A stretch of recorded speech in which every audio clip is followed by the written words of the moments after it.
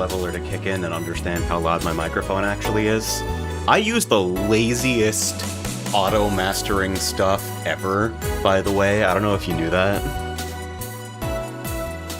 The bulk of my audio setup these days, just for the sake of easier, like, auditing and, like, fewer moving parts to troubleshoot, I use a VST from a GitHub user named, I shit you not, Trummerschlunk. I assume that that's European of some flavor. A VST called Master Me, and it is intended to be a one-click dipshit podcaster solution. And I like it a lot, because I am a dipshit, and I have many of the audio needs of a podcaster, so, you know, we're out there.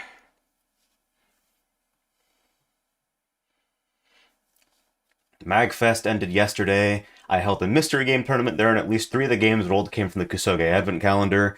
Probably the biggest surprise was Galactic Warriors. I had to tell the commentator all of his questions about that game had the answer. It came out 2 years before Street Fighter 1. Oh, hell yeah, dude. Mystery game is good as hell. I got some friends at MagFest. I wasn't able to go this year myself, but I am seething at, like... I keep seeing people post from the Mahjong area and, like, the MFG setups in the arcade. And I'm like, nah, but I do need to hit the big red button, though. That's like that's a physiological need. It's at the bottom of the pyramid. Alright, let's open Crossworlds. I haven't played for a bit. I played just enough Festival to unlock Acceleration Character Kit because it is fucked up. As you may have heard already, Acceleration Character Kit happens to be using 2-slot ring gain boost instead of 1-slot ring gain boost for reasons that make no sense, and I don't understand. Meaning that it is 4 slots of relevant gadgets for a 3-slot cost, which is wild, because it would have been good even if it was 3 for 3, because it allows for slipstream boost stacking.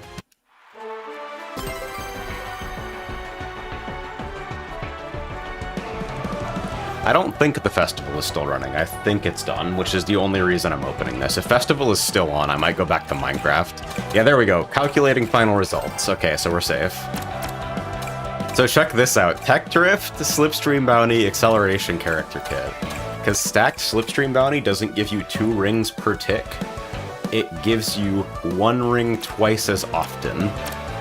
Oh yeah, and this is just a strictly better version of this set. Yeah, they buffed Big Idiot in the Pac-Man. I don't know where this comes from. Maybe I'll play classical Big Idiot first and then switch off QR when I inevitably decide that, Nah, but I gotta play the double stack, though. Is the game good now? No substantial changes have been made to any of the things that I personally think should change, so I would say that, update your opinion as little as possible.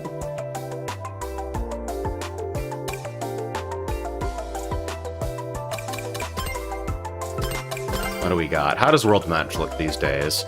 Lucky Pair, I+, UC... Man, Quick Recovery's everywhere now. Slow Starter UC is an exciting set.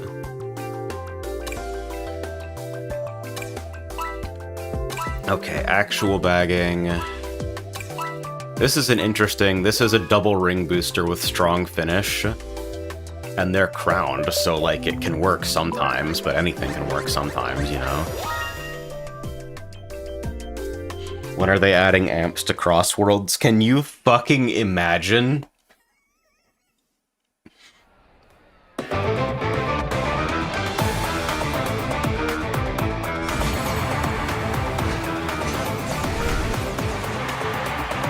What about the things I think should change? Foxtails being fluffier. I think you're gonna have to take matters into your own hands for that one. I actually don't think they're gonna change Acceleration Character Kit. I just have no expectation they'll fix it, and I'm not even entirely sure that it's not working as intended. there's the Dark Chow. So at least one person in this room running Dark Chow Starter doesn't really understand what Dark Chow Starter is good at. The idea is to guarantee a, like, well-timed item pull for sets that deliberately play from behind, so that you can pull, like, right after the start cooldown on laser and drill and etc., before anybody else has had a chance to consume the item caps.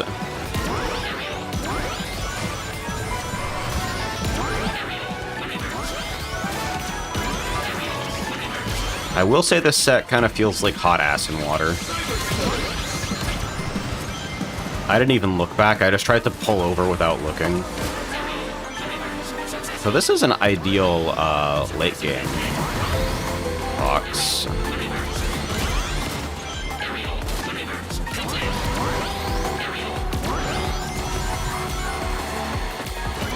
But whether I can keep it kind of depends on whether or not burst is too far. I'd like to slipstream ladder up.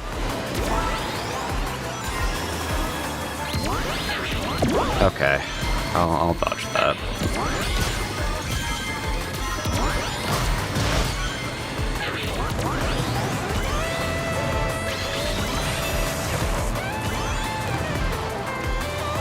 Yeah, if I was gonna get those forced anyway, I kind of wish that I had used them earlier.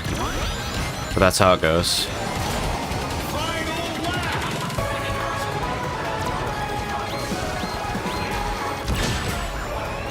I forgot second place is the weakest position in the entire game.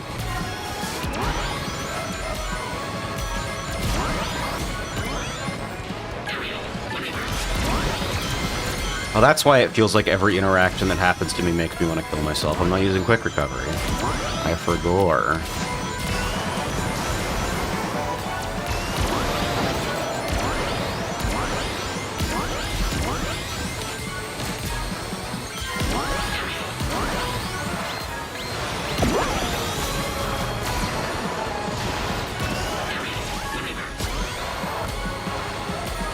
It's a terrible break tap, but as it goes.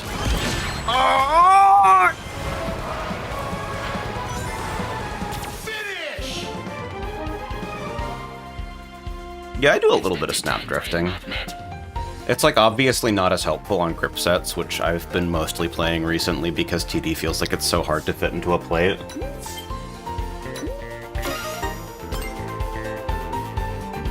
Crossworlds has had Mogies. It's just I think they recently, like, opened it. The, like, internal insular comp scene has existed for a while. They're experimenting with UC bans now, I hear. Meanwhile, Ring Racer's Mogies played like a fucking hour with single jaws turned off and immediately switched it back on.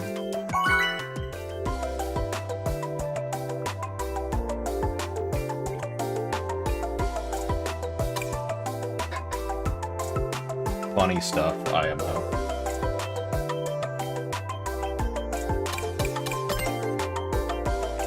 Single Jaws is a problem with that game right now, by the way. We have our ideas, but it's performing an ecosystem function. Let's just say. Hooray! Do it. No, it's good to test, like... Let's go! I don't want to be weird about, like... Hi! user-supported competitive formats as, like, the developer and one of the lead game designers. It's... if people find that a rule set fits their needs better, and they're using the tools in the game in order to achieve that, that's good. That's why those tools are there, you know? I didn't fucking fix the item switch menu just to tell people that they're not allowed to use it or it just fucking breaks the developer vision.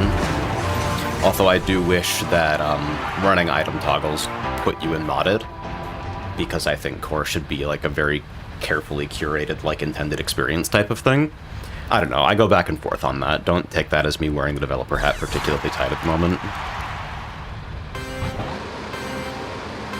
I know Gunla plays Mogi. We talk about it all the time, and Gunla brings back fucking tidbits of race experience and balance impressions Ramogi all the time.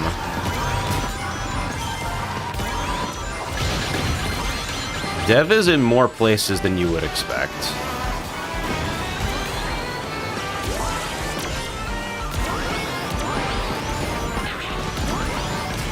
We do actually just like the game and enjoy playing it. I think we've hopefully grown past the conspiracies of like Kart Crew made Ring Racers specifically to spite V1 players. Like, just all the decisions I made in Ring Racers development are because I like them more than not having them.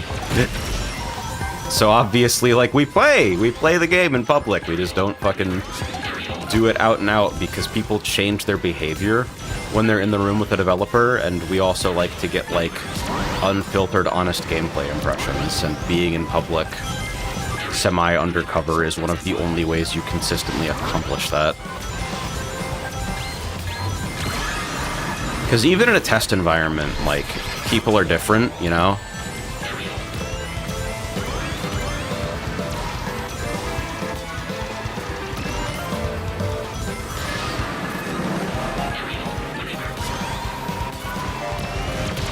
For some reason, it completely changes item tables, huh?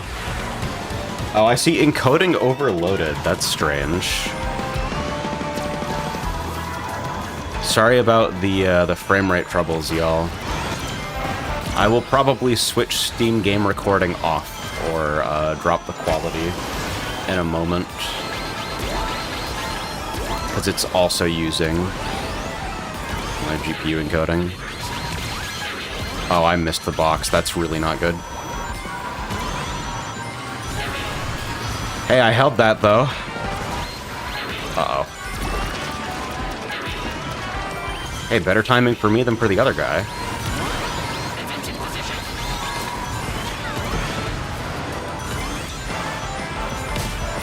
I'm gonna be real with you, I ingested, like, zero information during that entire race. I couldn't even tell you what happened. Performance.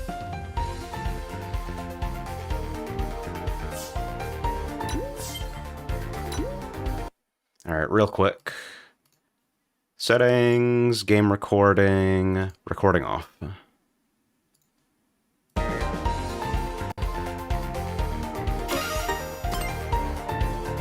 Superlative. What's the deal with single Jaws? The way that Jaws targeting operates at typical, like, front dual speeds produces a lot of extremely difficult to defend side and front hits that, like, lose first place a lot of position, and also, like, the stun that they inflict is really comparatively punishing in that spot, because typically front runners are, like, in order to maintain their front position, they're, like, spending pretty aggressively. So getting hit to near zero or into the negatives and, like, recovering from stun in a comparatively vulnerable place can be pretty bad. So you would ideally like hits that do that to not be really hard to defend, you know? Lovely. Yeah, so my area of interest right now, I'll be a little bit transparent because, like, generally people are cool around here and, like, understand that, like, y'all do me a solid. If the information I share here causes problems for me and my friends down the line, I'll stop sharing it. So, just fair warning. But the things on my mind right now are, basically just hits that feel a bit too punishing in the current system of the game, which basically comes down to, like, insta-whip, off-angle jaws, and, like, some battle stuff.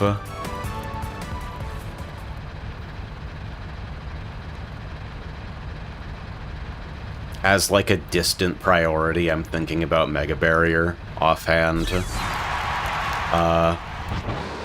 Always thinking about teams, but it doesn't get played very much, so I don't have a ton of information on, like, what that mode needs.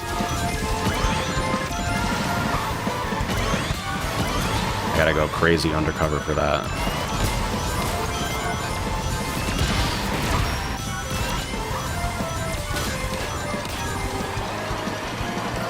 Can I do the delay release here? Not quite.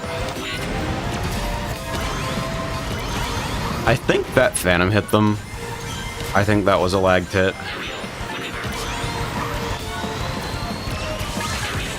Oh, that feels bad too, because I could have landed on the fucking panel. Look at how fucking close everybody is. Look at the mini-map. What are you supposed to do to distinguish yourself via driving right now? I feel like I'm working at least moderately hard, you know? Literally, we played VR chat racing games the other day that had better netcode than Crossworlds.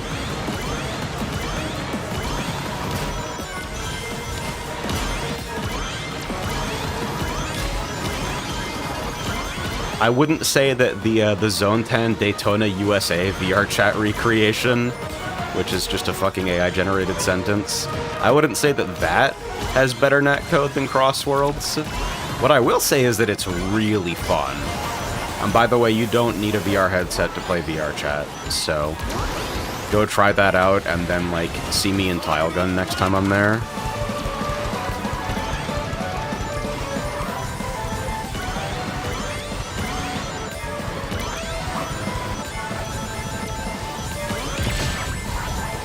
Oh, that sucks, because I feel like I had to do it and then I missed the set.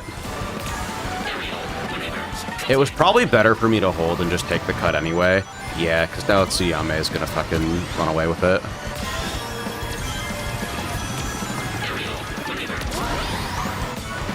They're like so far, look at that.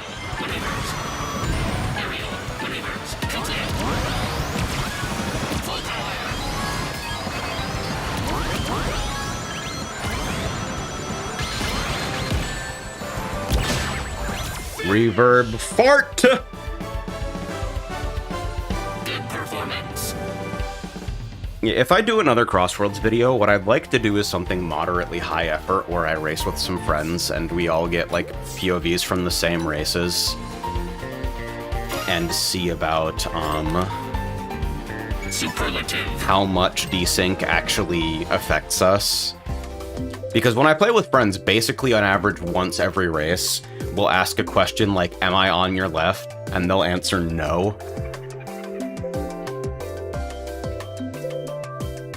So some visual examples of the thing that I complain about a lot, which is just the fucking terrible fucking efficacy of the netcode actually showing you where people are. It's difficult. Tile Gun auto table win. Dude, we gotta fucking... Are you free like tonight? I wonder how many VR people we could get for trying out that new auto table. Because they've got a test world that's just a table in a fucking blank room, basically. Is the handling accurate? That's mainly what I'm curious about. I don't know if it's like super accurate, because it's been a while since I played Daytona, and when I played it, it was on a wheel, not a joystick. Farewell. So it wouldn't surprise me if some things had been softened a little bit for the environment that it's being played in, but it felt like pretty accurate and very compelling. I really, it's the intermediate course, right? And the downhill, the downhill left is still like a diabolically evil turn. And we still had like gaps in the lobby of like, I think the best fast lap that was hit was like slightly under 43 seconds. And the slowest laps that were being hit were like 58. So there's a lot of room for driving distinction.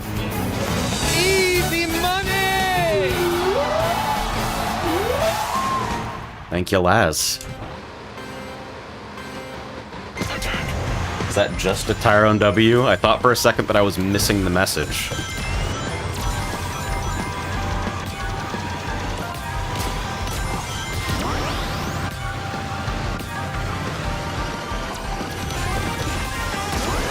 I don't know if that, like, charging for 3 is any good.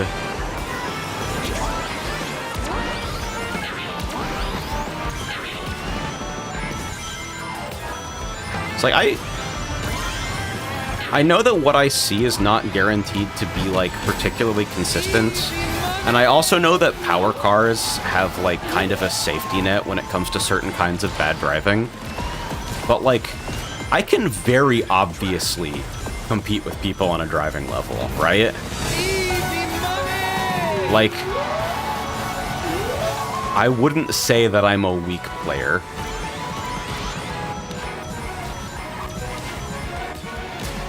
So it's frustrating to feel intuitively like I'm doing a lot of what I could be doing to maximize my odds. And still come up empty in so many situations, like, what was the thing I could have done to set up a better circumstance for myself? You guys know that my business primarily, when it comes to Crossworlds, has been observing what there is, rather than speculating on what there should be. Ugh. Those bump situations are brutal. Okay, go wide. Frontrunner wasn't UC, or they made a mistake? Huh. Did I actually lose rings to that bump? What is this motherfucker in?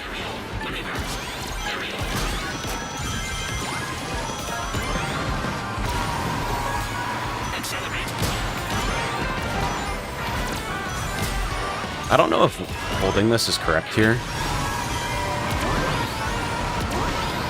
I figured zoning away from that panel was probably the best that I could do. I might still be ahead, depending on desync. It depends. That was adequate. Thank you, Zankuri and Twill. Nah, still a bit behind. Damn, 3 bots. 3 bots in World Match? At 7 on... What fucking day is today?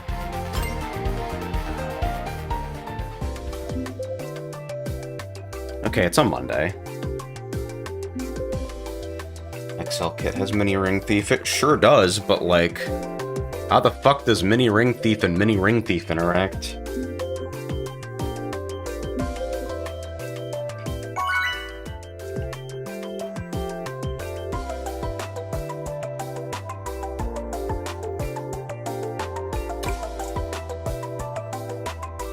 Hey guys! The answer is big shrug. Yeah, I guess so. Dude, get him out of here.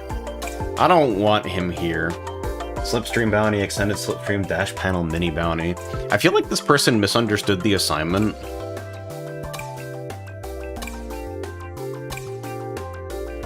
Ha. Alright. Item mercy. Hell yeah, dude. That's one of the builds the Crossworlds built that you promoted.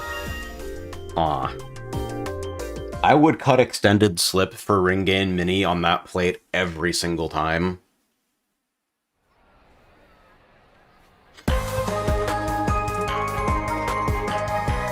Like, running Slipstream Bounty and not running Mini Ring Gain Boost is like...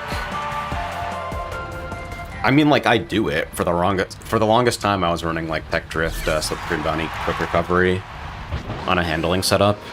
And that's, like, a fun plate to play. Maybe I'll play it next, but... Like, if you're already committed to using, like... bounty stuff... Because Dash Panel Mini with Ring Gain Mini is actually pretty good for, like, holding on to your position in the endgame. It insulates you a bit against, like, the kind of random feeling passes.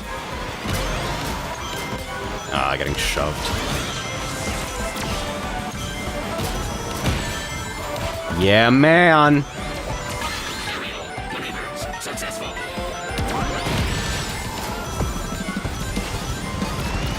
But hey, I'm still staying up.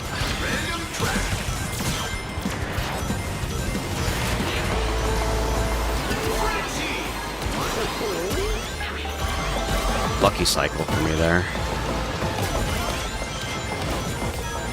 Could easily have been a lot less convenient. Catch somebody on that exit, maybe? I don't usually throw items back in an aggressive way, but there are some spots where it feels too obvious. I have, like... I have a lot of built-up ambitious habits playing in the front. that like kind of stuck around from Ring Racers, where the primary way that frontrunners defend their position is by having access to like trap items that are strictly better than everything else in the game.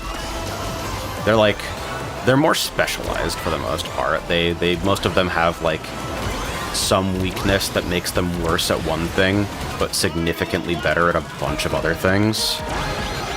Missed it. Okay. Sucks to have to run the tornado, but... Ha ha! I mean, hey, at least it's not a fucking slicer. Back up to... Hundo? Skipping the set there is pretty bad, though.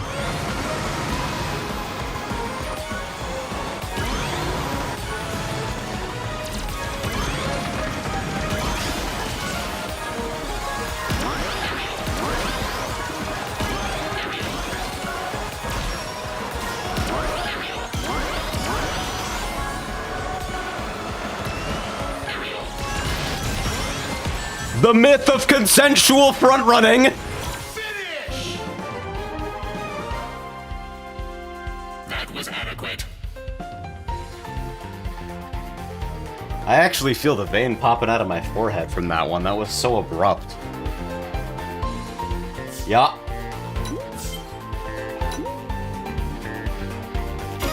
Like, it wasn't enough for that guy to pass me while I was under boost effect.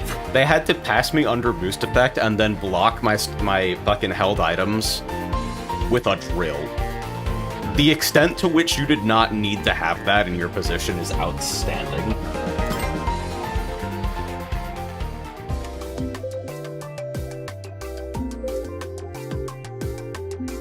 I'm gonna fucking try to remember to do my tendon glides in the lobby, instead of like looking at people's plates and getting no actionable gameplay information from it. Yeah, that's the 2.3, baby! Yo! Shit that turns you into Yogi Bear, apparently.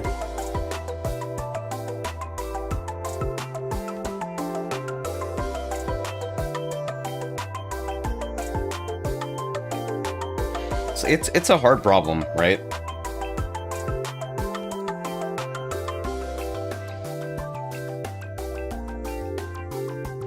Like, driving skill is such an important variable here. And Ring Racers gets away with, like, not having the problem that Crossworlds does, where, like, high driving skill screws up the dynamics of the game a lot, by just allowing people who drive badly to fall absurdly behind by the Crossworlds standard. Like, you look at your average mixed skill Ring Racers lobby, and bad players will be, like, 3 or 4 turns behind sometimes. Even in strong lobbies, if you, like, have a bunch of bad things happen to you because, like, variants or some inaccuracies, sometimes you can be, like, your split will show you red minus 20, red plus 20. And, like, that's a makeable deficit in Ring Racers, but it's also kind of an absurd one.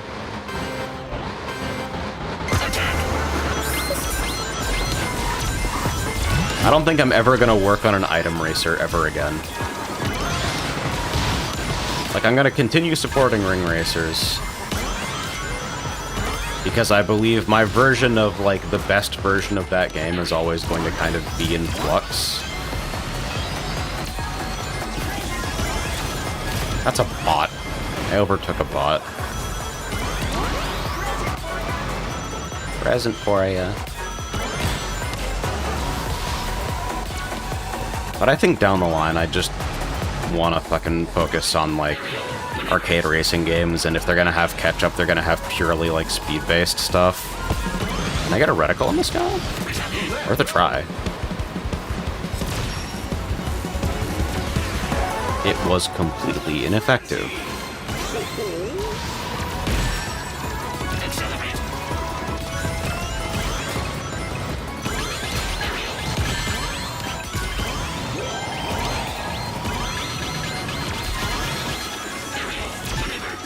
I was wondering if that might actually catch someone.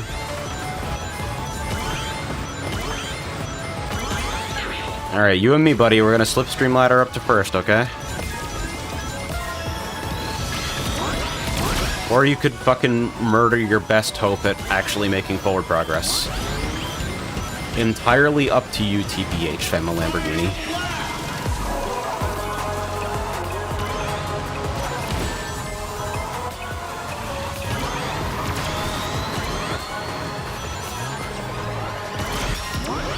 That one can be a difficult turn to sustain on, so I figured I would just check. Doesn't do me much to defend myself anyway.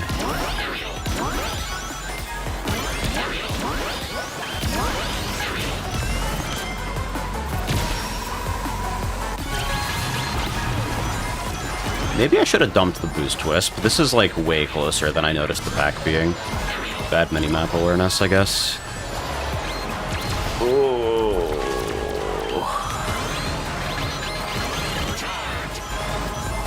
Finish!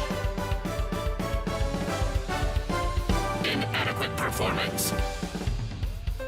Are item-based racers just that untenable? Not really. In fact, I think Ring Racers is like, despite a lot of technological compromises that we were forced to make in terms of the way that game is designed,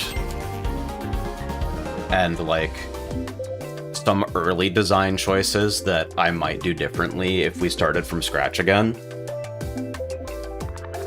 I think that like I do like the way that Ring Racers flows in its current state, and I think it's better for having the items than not having them. But I think that, like, number one, extreme fidelity of item interactions has, like, incredible networking burdens. And you can see it where, like, Ring Racers uses delay-based netcode, and I did my best to make steering as responsive as possible through the delay-based by making sure that fucking camera steering functions with no delay, and the server does its best to give you turns that are predictable and consistent with the way your local camera movement functions. But, like, Ring Racers needs to use delay-based netcode. I vividly imagine that game being hellaciously frustrating if it used something like the MK8 MK World Crossworlds approach. Let's go! And Crossworlds, knowing that its netcode is complete horseshit, has designed items in a very particular way where basically none of them require or, like, allow for any finesse. Stuff like, the most common piece of feedback on item design that I see is, why the fuck does the green glove have a homing reticle? And the answer is because if it didn't have a homing reticle, the netcode could never make it hit. If it was a pure missile, then it would be incredibly vulnerable to desync. By giving it a homing property, the netcode can send it out with a locked target and make sure that it actually makes contact. But if it were a missile, then where you fire it on your screen versus where it fires on the other 11 players' screens can be wildly different.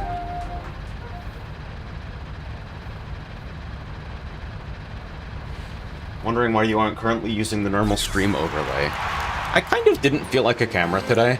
That might change.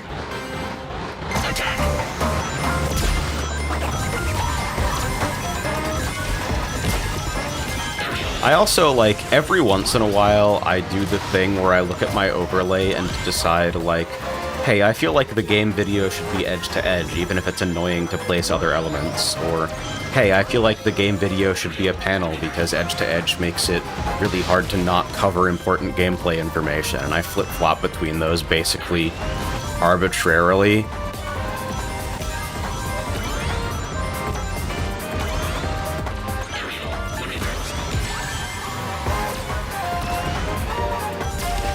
What's a Kara Jordan?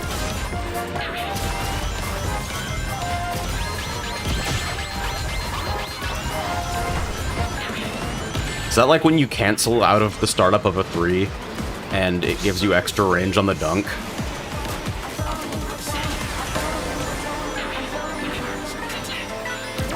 You played a one-on-one, you should know that. That's so much better of a joke.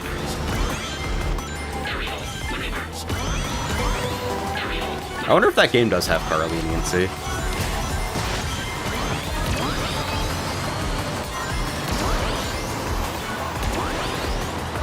I was just explaining to somebody the other day, like, Kara leniency producing, like, same direction blink dashing in Marvel 3. Like, do we ever stop to think about how fucked up it is that that was a thing that people had access to? that the design of the game said no air dashing in the same direction twice in a row, and then the input interpreter was like, haha, unless... Jesus, I can't see shit on the stage.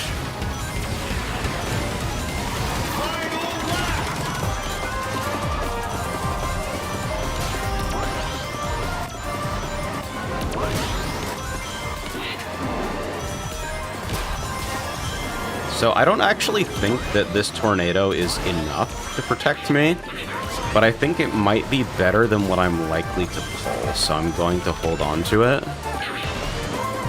And we'll see if I get punished for that choice. Because it's kind of hard to know, right? Item play in this game is so fuzzy that it's difficult to, like, take a lot of ownership of your decisions.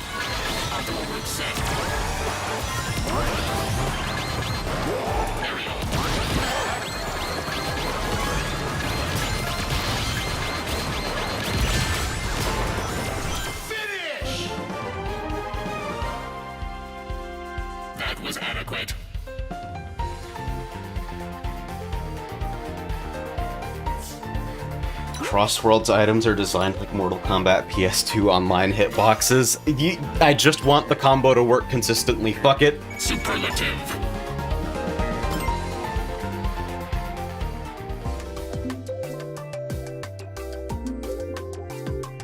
Like, I feel like Item Spy in 2.4 is one of the most under-discussed changes to the game.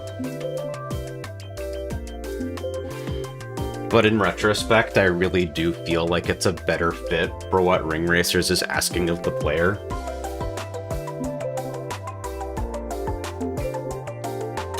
Let me actually try using, like...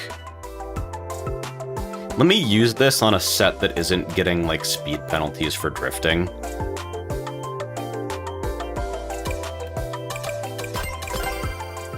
Let's get in the handling car. Sounds good. Never pull a double void and lose will to live. I don't know how that would be possible, but definitely, like, pulling a Void Wisp from the final item set in front of your actual catch-up item is, like, insanely brutal. Because you have to wait for the entire duration of the Void Wisp. Let's go!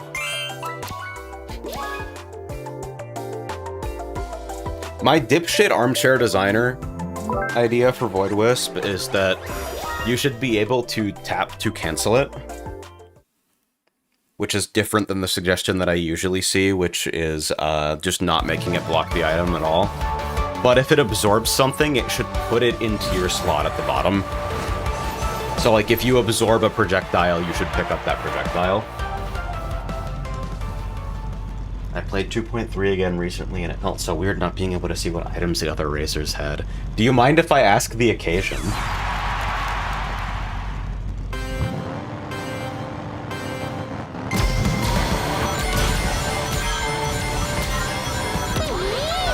I gotta remember how this shit handles.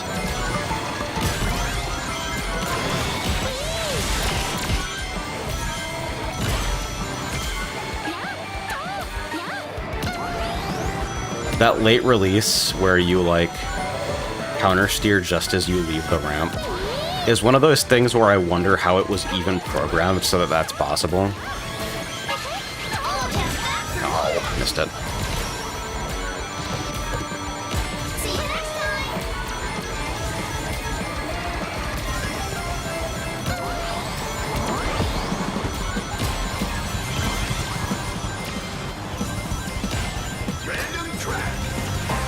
I wonder what else I could use for my one slot here if I didn't want to stack Slipstream Bounty.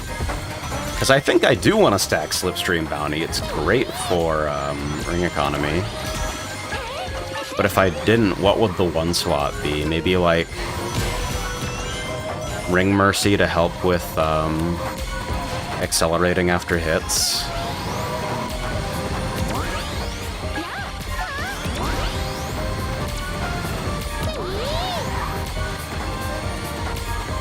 That was rough. I don't know shit about optimal lines in this game. I drive in a way that seems intuitively fast and fun, and usually it works out to be fast-ish.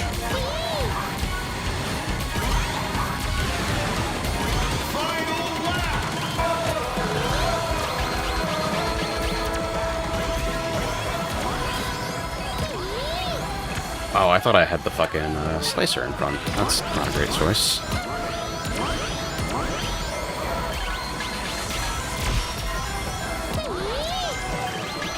I wonder if they really did miss that set.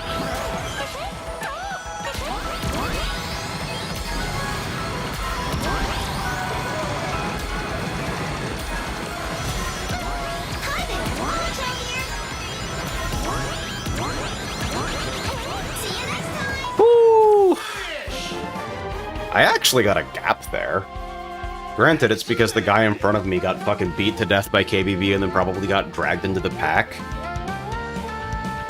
Fucking falling down into a dark hole with spikes at the bottom like the Mortal Kombat 4 continue screen.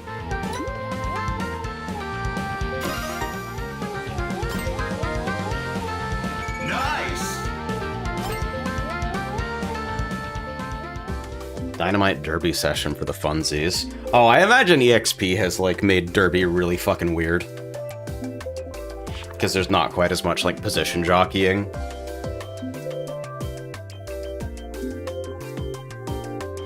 Yellow new gadget is Acceleration Character Kit.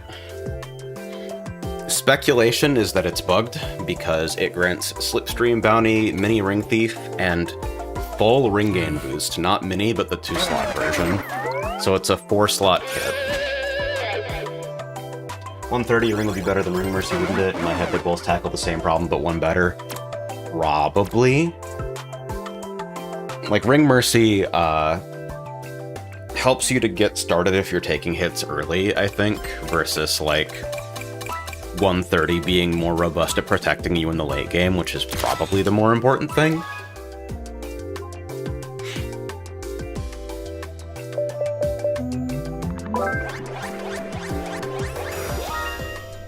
Running 2-slot ring gain boost on a handling machine is already, like, a little bit weird, but... Ooh, you know what I actually should maybe put in that slot? Maybe it should be ring range up. Ring range up so that when you're up front and not getting, not having your slipstream speed capped, it's a little bit easier to make use of the 2-slot.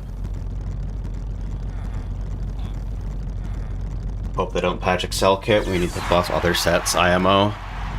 I mean, having a kit that is, like, strictly better than the 2 gadgets you can put into the same space as the kit is, like, counterintuitive in a way that is probably, like, straightforwardly not great design. Like, there is no reason to pick those gadgets standalone now unless you're an acceleration character who doesn't want their boost stat modified down.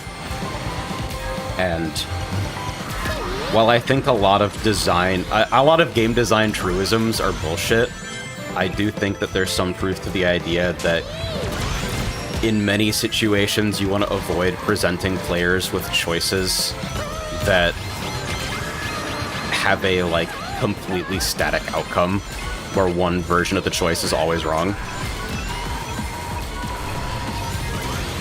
Now, that's not always true. Fucking, I feel like you take games like traditional roguelikes, and I have to say traditional roguelike because roguelike now means game that isn't like Rogue, where, like, a lot of a player's improvement at the game is discovering how the systems work and, like, what sort of things can be in the world. And it's okay to impose a false or trap choice to, like, give the player an opportunity to go through exposing that choice. They become stronger because they find the right answer through game analysis or abstract systems analysis.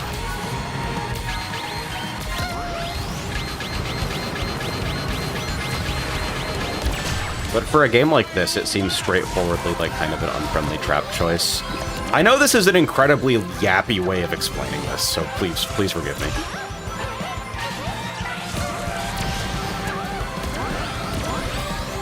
Terrible nose grind.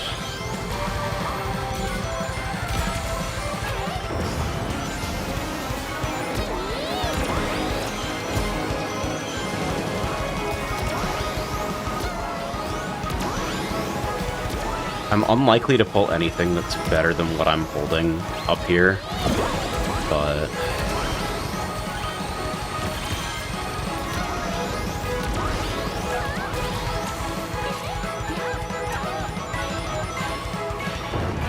Can't use this right away? Oof.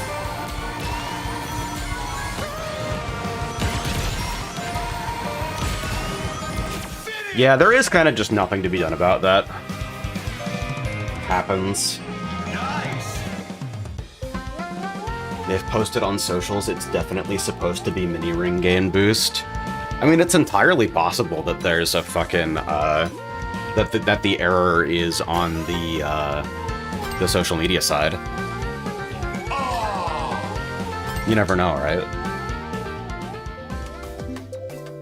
Until they fix it, you can't know.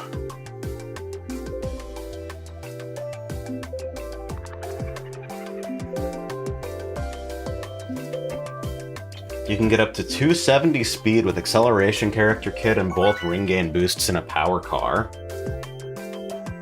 Well, that seems like a fun way to throw a race. Let's see, real quick. Oh, this was fun. This must have been my, So let's do...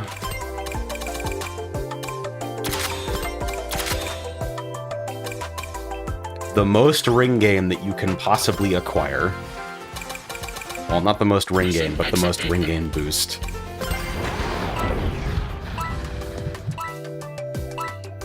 Greetings.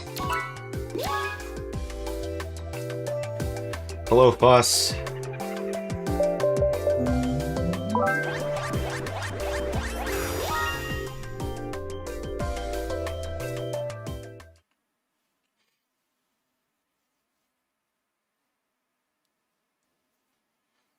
I do sort of wonder.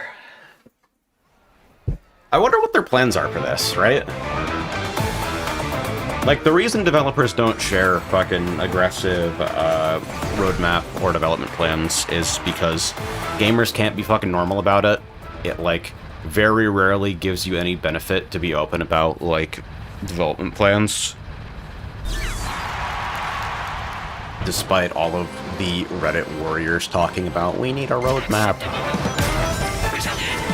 If the game isn't supported, it's going to die. This isn't a post about Crossworlds, this is a post about, like, talking about video games on the internet.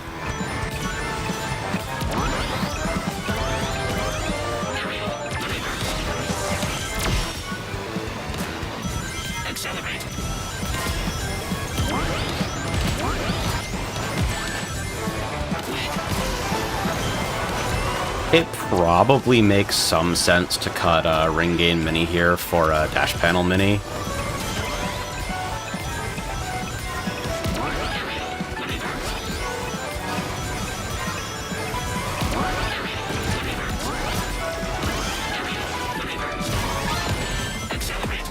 Hot.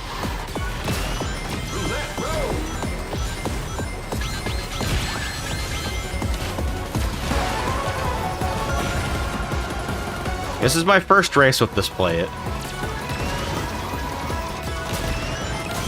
It seems snappy on straightaways, but it can be hard to tell.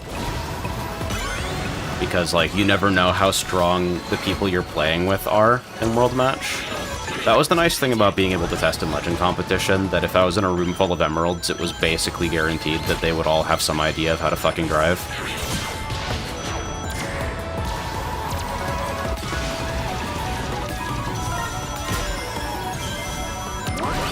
I might hold this until the next set just to block truck. And see if I can pick up something better. Drill's open, probably.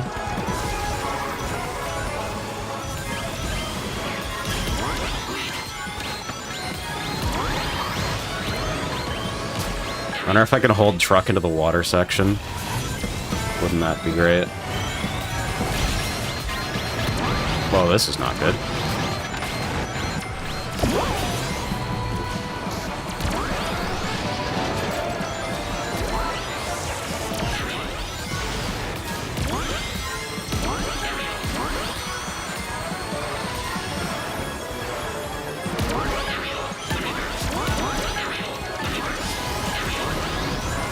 Oh, that's not good. I was basically just hoping to luck sack Somebody else knocking those boxes away. Play to your outs. Expected time frame not met.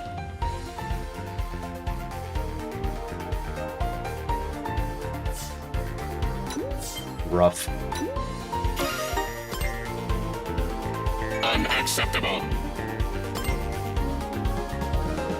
Rating is going to be floating around today, I guess.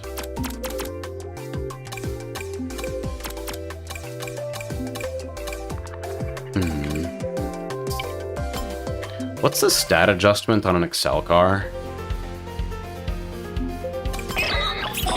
Alright. Here goes, sentient Roomba. Feel like it works a bit better with Slip Bounty. Yeah, I probably stacked Slipstream Bounty in place of Mini Ring. Slip Bounty or Dash Panel. Straightforwardly better. 17 boost is so fucking hot. Let's try it. That is, like, brutally not good. Greetings.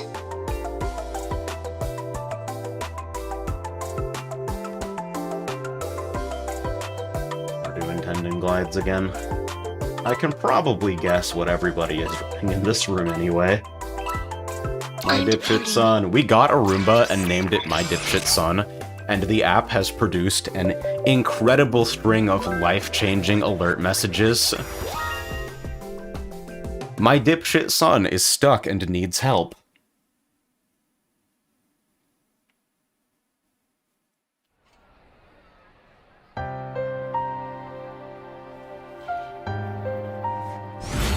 Honestly, Ring Thief Ring Boost makes Collision Boost look even worse than it already kinda did. A little dubious. I'm wondering if the best way to use Acceleration Character Kit is just, another copy of Slipstream Bounty and Inventory Plus.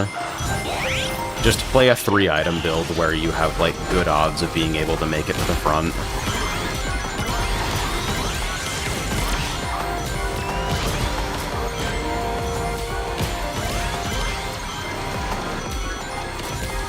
The thing about playing an acceleration car is that it kind of perpetually feels like your vehicle has a cold.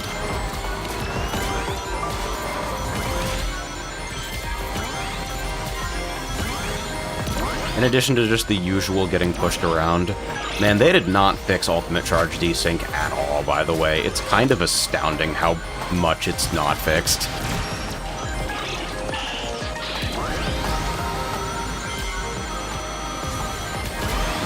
I'm gonna go around against my better judgment.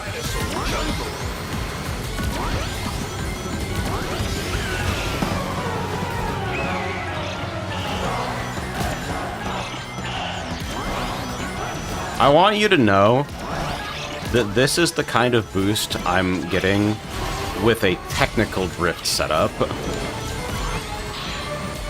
I am working my ass off for, like, snaked level 1s using TD. It's a hard knock life for us. That's a fun swing, though. Look at that. I just never go for that shit.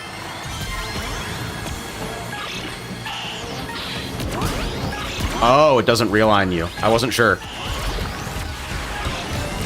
I've been trying to use the ramp stuff more often. Counter steer as you hit the ramp, and you can hold your MT in a situation where forced airtime would normally release it for some goddamn reason. But for a lot of those, like, it relies on knowing whether or not the scripted jump is going to realign you when you hit the ground. You think of, like, transitions into water sections where you can be, like, 80 degrees off axis and still snap to the front. Burst is fucking gone, by the way.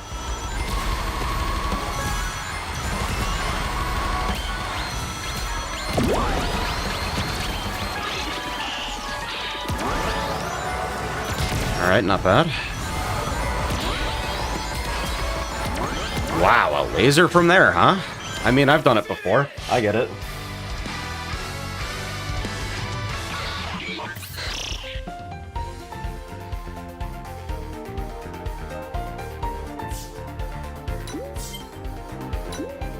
Yeah, my dipshit son now speaks English, is the thing. I feel like the Slipstream bounty shouldn't stack, but that feels controversial. I mean, it's pretty well understood at this point that Slipstream bounty is like one of the highest value ring generators in the whole game. So rather than it not being able to stack, I feel like probably if my goal was gadget balance rather than overall game health, I would look at that and go like, hey, doesn't it look kind of fucked up that the ring gain gadget that is already the strongest in the metagame is now also the most easily stackable with a kit that has the fewest compromises associated with using it? Let me try ring range up with this, actually. But I have to use a set that doesn't have a cold, so...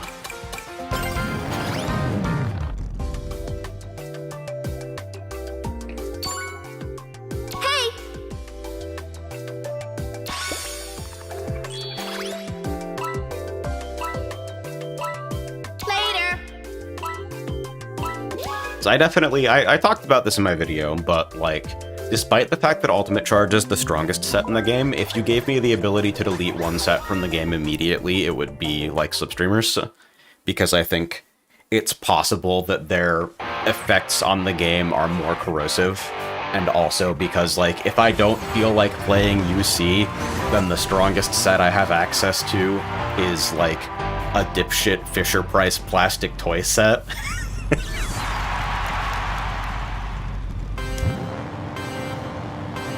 I love Speed Machine Kit ring range stacking. I think that's a really fun way to play. I wish it were better.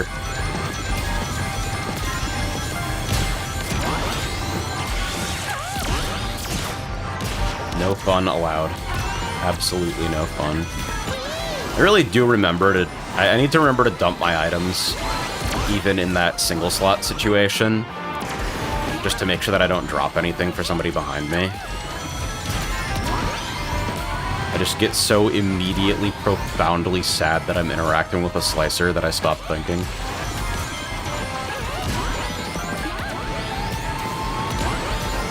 Am I gonna interact with a slicer for a third time? No, somebody else got hit.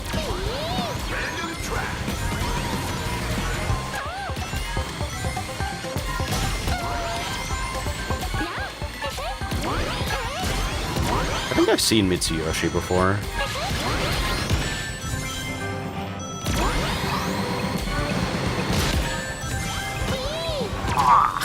That's rough. That's hard.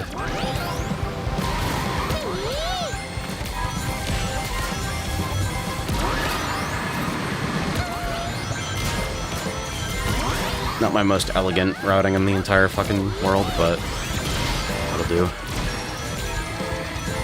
I've been experimenting more with, like, while passing in a chaotic situation, I'm trying to, like, do miniature tap drifts to benefit from the collision resistance from drifting. And it's produced some pretty good results for me, I would say, but...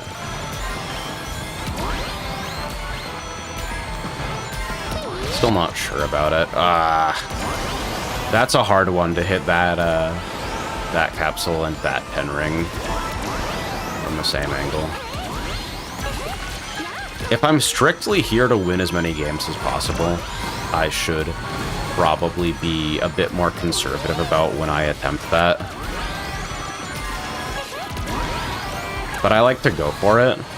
Yeah, here's the situation where the reverse order here would have been extremely helpful. But in practice, first was already far enough away that it probably didn't matter. Potentially leading question, are any of the DLC tracks good? Besides off-road and cycle visibility, I think the Pac-Man course is alright. I think Minecraft World is, like, potentially bottom one. Bikini Bottom is brutally, like, uninteresting and ugly. I mean, if you like those courses, more power to you, and furthermore, I wish that I could like them. I don't actually have fun not enjoying things. I mean, that's a lie. You do, but it's the spiteful kind of fast-burning fuel stuff. I really do genuinely prefer to like things. go to Sand Road because it feels like a midway course. Hello. Dude, that fucking jet ski world in VR chat was so obviously Hydro Thunder, it made me so happy. Midway! Lost Island! Hey! Yeah, the number of portals is definitely like... Great! The fact that there's no visual for portal invincibility kind of bugs me. Like, I get that it's kind of supposed to work invisibly and that portals giving you invincibility would, like, diegetically, I guess it's a little bit weird. But, like, it's important gameplay information. And while they would love for it to work invisibly, I imagine... I mean, maybe it's not that complicated. Maybe it's just that the only invincibility state they have programmed into the game... the only VFX they have programmed into the game is the metal stuff. And the metal stuff is used to indicate stuff like, ring loss resistance as well, so...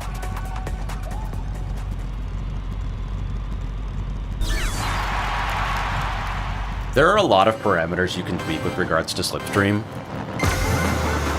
Ring Racer's tethering adjusts the strength of the boost, the leniency window after getting a tether before your tether falls off after leaving the range, tether range, tether angle, and momentum match, because tethering works a little bit differently than slipstreaming in that the positional check is less important than a momentum check that makes sure you're driving in the same direction as the other guy. Yeah, that was terrible.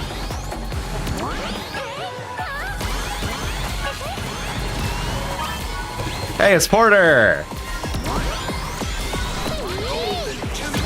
You're still playing some jank, I bet. You better not be that goddamn ghost! Oh, goodbye. Not good. Probably as a TD said I should be snaking here, but... You are that goddamn ghost! That tornado's about to get used. Or not. Or that fucking slicer locking onto Porter was complete fanfiction that my game client made up.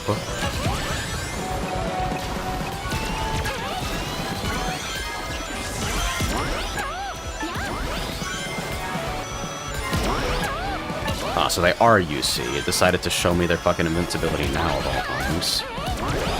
Oops. Rough landing.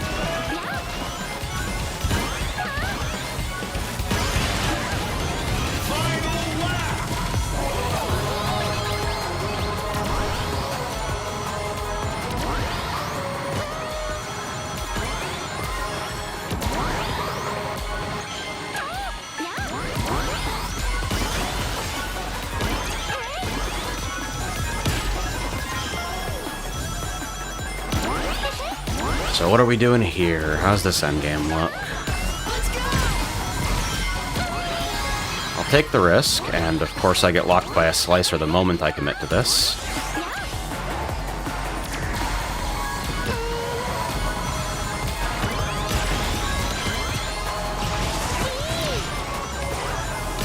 Finish! Nice! Have you tried this with Drift Kit? It seems really strong to just have the QC1 for recovery and then the Slipstream glue. I don't really like grip sets, generally. I'll give it a try, though. I got nothing better to do right now. How's you rank the stats in this game? Boost feels like the most important without a doubt. I ask because more handling is always nice, but Type J is so prevalent. I don't pay any attention to stats at all. I pay attention to, like, character type and machine type in a very coarse way, and then customize purely for cosmetics because small differences in stats. IMO, like, the place where they're most relevant is wanting to have a high enough power stat to trade favorably with things that are currently in the meta. And as soon as I think about that, I get really sleepy. Like, I'm motivated to win, but I'm also highly motivated not to engage with shit that I think is corny. And, like, having to drive a car that looks like shit because it gives me 3 more power is as corny gets. IMO. Not to impugn the honor of anybody who really wants to get the fucking most out of their shit. You have different priorities than me, you do you are not evil, but I just fucking... I want to look nice, man. I'm looking at my car for 100% of this game.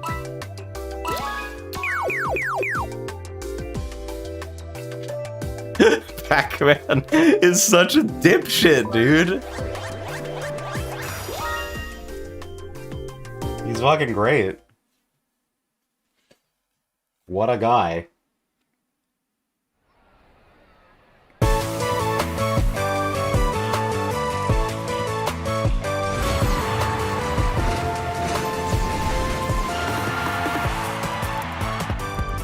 I hate the way that the fucking narrative around, like, video game monetization and progression structures became like, well, it's not pay to win, it's just cosmetics. Well, it's not grinding for an advantage, it's just cosmetics. Cosmetics are gameplay. It's been a long time since I played Drift Kit. I don't really remember how to do this.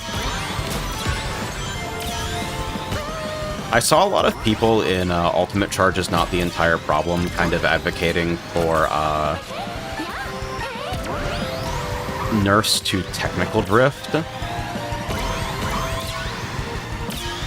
And I really hope it doesn't get that crossfire, because I think TD being unrepresented almost completely in time trial could, like, invite some questions about what exactly makes it strong. Like, TD has more flexible defensive movement, for sure.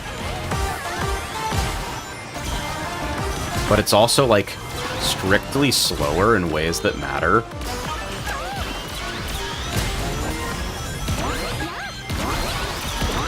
So I hope that whatever happens, Technical Drift remains strong enough to be played by non-Ultimate Charge sets, because I think it's a really fun way of playing the game. Whoa, the air off bat is very confusing.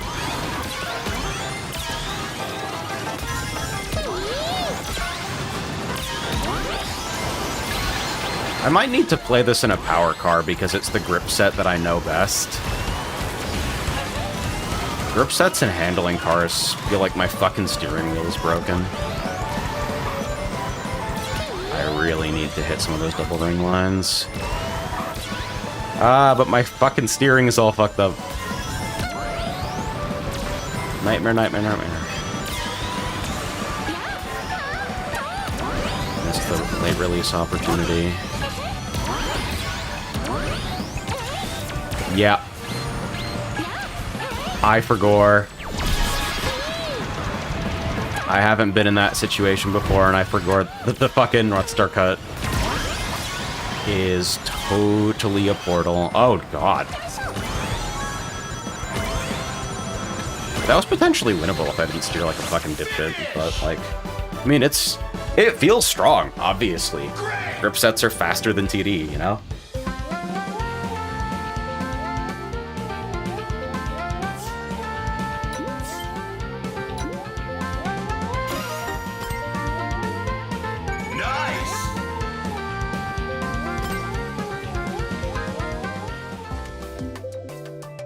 TD being nerfed doesn't make sense considering it's a trade-off gadget. I like gadgets like TD. I feel like if it were up to me, this game would have more of them. Mission accepted. Because it's like, it's a trade-off gadget, but more than that, like, something like plus 100 boost, minus 100 speed would also be a trade-off. But, like, TD is a trade-off that hits a game system that is relatively unexplored, that being, like, the base interaction of your wheels with the fucking track. And it kind of invites the player to problem solve with it. So that in the end, it feels less like a trade-off and more like the handling modifier is in some ways a side grade.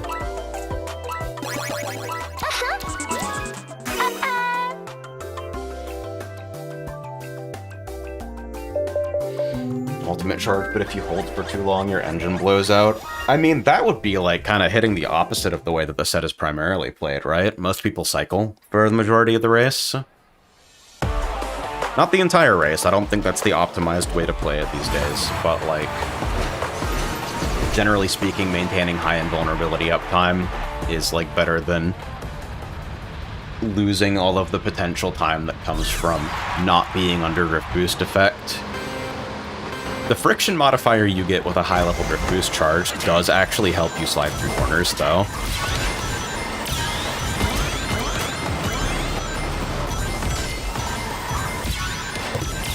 Like, I know y'all have seen some of the ways that technical drift can slide through S-bends and feel like it's a fucking... I don't know, we got a rocket engine in the back there.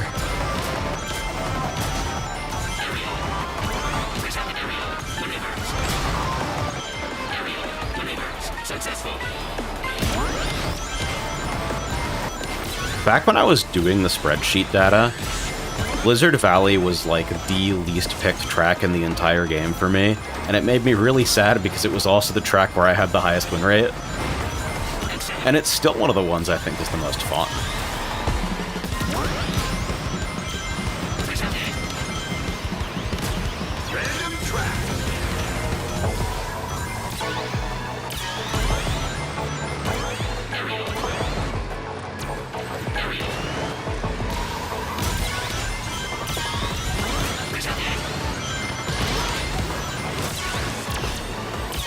I don't know if holding this wisp is the thing, but more and more I feel like having a boost wisp as a defensive mechanism up front is like more important than its actual use to take shortcuts.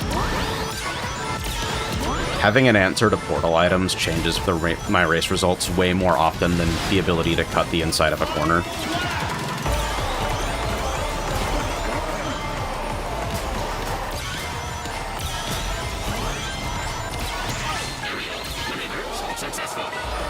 It's not for me! Yay!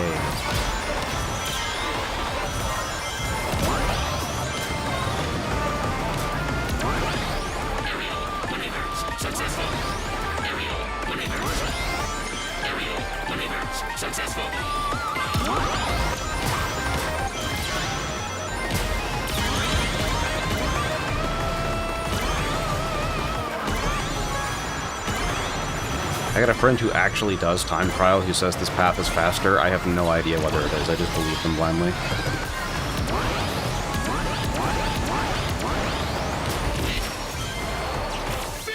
So, like, these things happen. I might still be in front.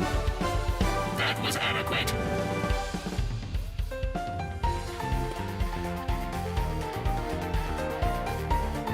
Nah. No. Superlative. Sucks. Oh well.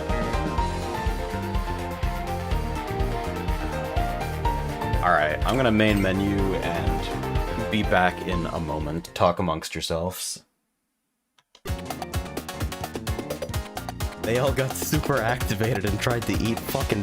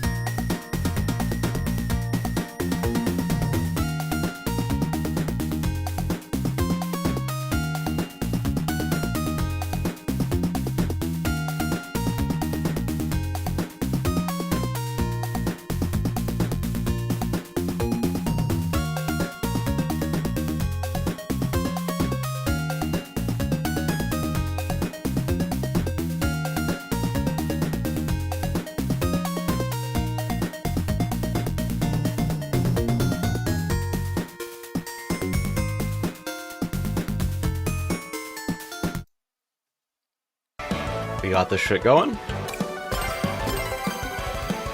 While I was away, the game deigned to tell me that I was rank 70,000 in Pac-Man Festival with my total score of 250 points. Is that a player base estimate? 70,000-ish people played far enough to unlock the gadget.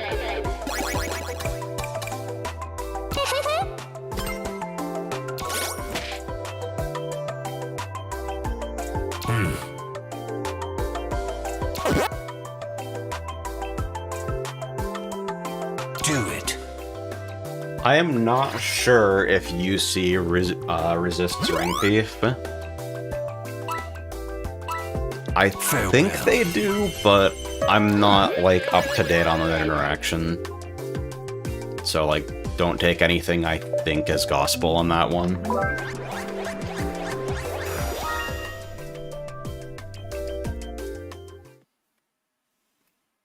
It's been a hot minute since I streamed my main channel. I think they improved the fucking interface for this so that VODs no longer, like, wall out real uploads, and so I might, like, retire the archive channel and do things over here.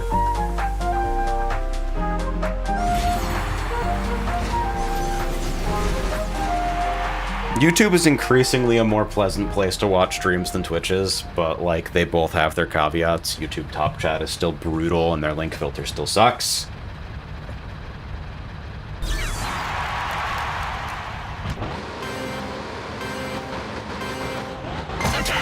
Also, I think I have a thumbnail now stuck on my streams that Restream generates, and I can't get it off.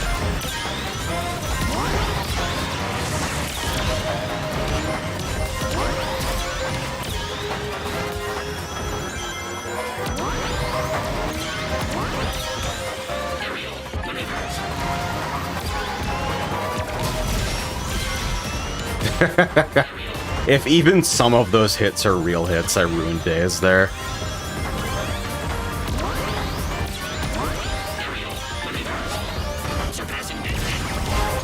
Ouch.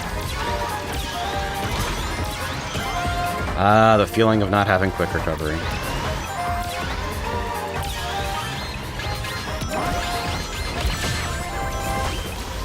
Because it's always this, right?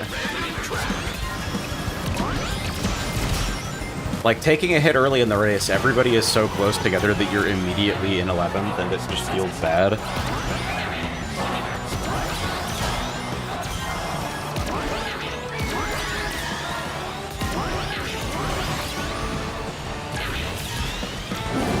Ha! Worth a try.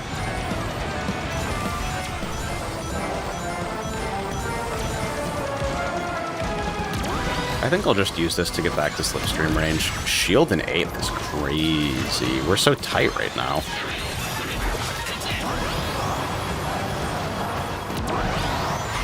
Like, this is still anybody's race. Which is IMO sort of terrifying.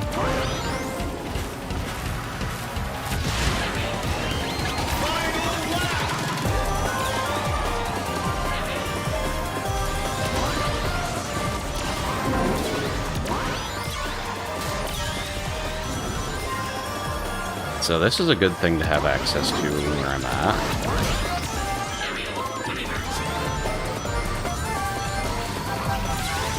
So I can at least suck up a lot of fucking portal items.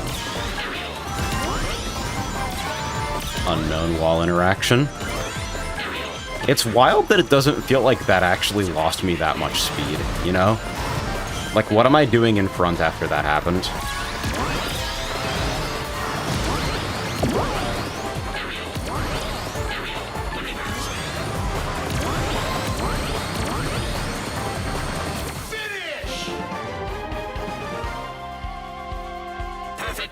It's interesting that Eggman, Miku, and Knuckles are commonly seen being played by min-maxers, but Vector isn't on that list despite being very similar stat-wise to Knuckles. He's too big. He obstructs so much of the fucking screen with his big fat ass.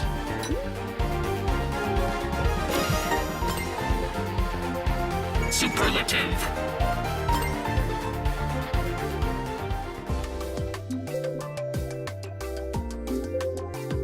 The things that people do to their Ring Racers cameras tells me that visibility is valued in a way that is, like, utterly incomprehensible to the designer. Like, you can't possibly actually want the game to look like this, right? But they do!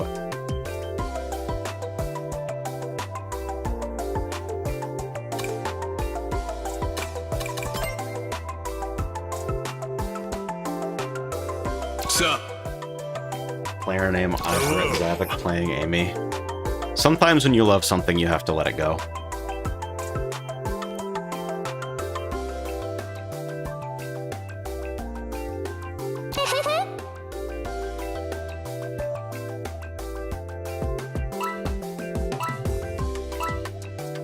So I feel pretty strong on this, but I also get the feeling that I'm getting like pretty light competition in World Match today.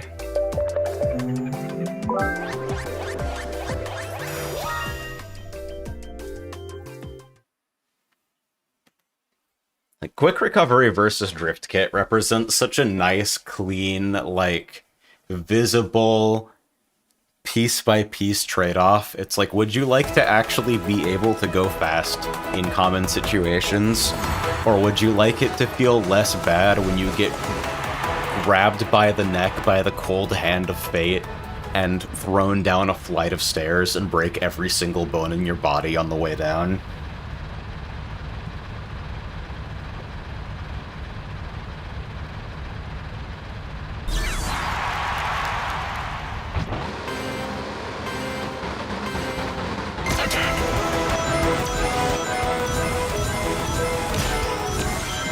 It never fails to baffle me that people will post Ring Racers clips like this was an impossible assassination.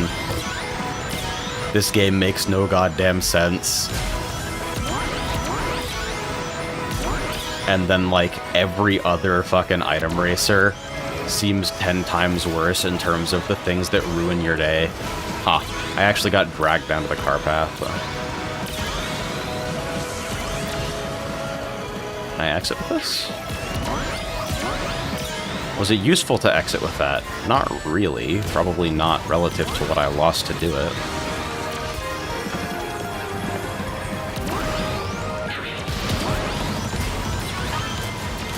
I have an intuition that driving in ways that are precise and difficult, and, like, feel cool to execute, will just happen to be fast. So far, I haven't really been proven wrong yet. That's why I have, like, 3 time trial ranks, and then just completely drop the mode.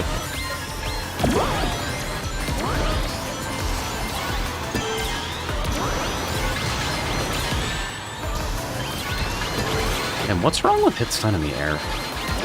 It's so interesting.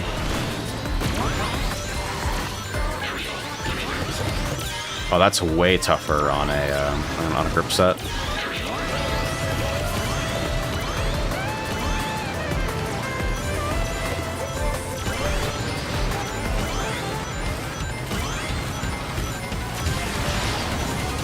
Alright, so this is still actually a pretty good winning position, I would say.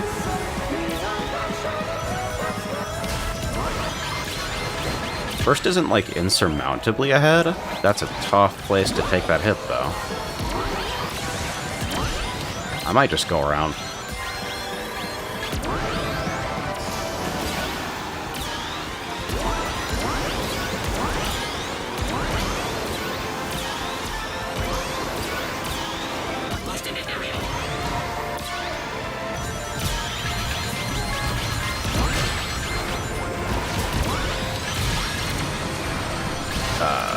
Single set.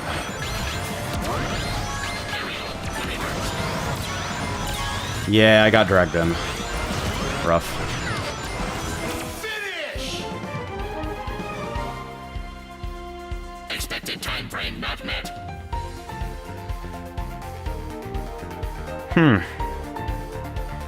That was a weird one.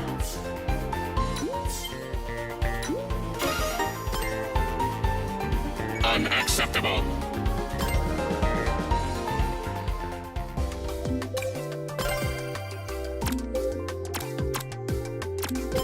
I wonder if QR would have saved me there. You want to see me embarrass myself? I can try to play Bounty. Right after playing a really weighty grip set, I can try to play Bounty and get my fucking ass beat. The wild thing about Monster Truck is that, like, they always seem to activate at the exact same point on the track, and they take up so much goddamn space.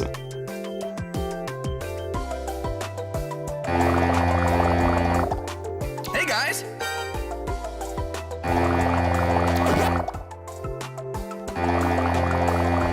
Yeah, me too, man.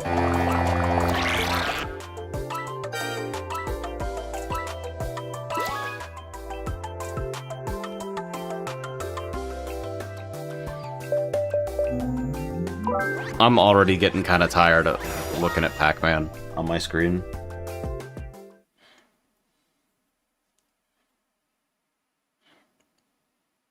Like, the collab characters in this game are not in Sold. This is a fucking golem.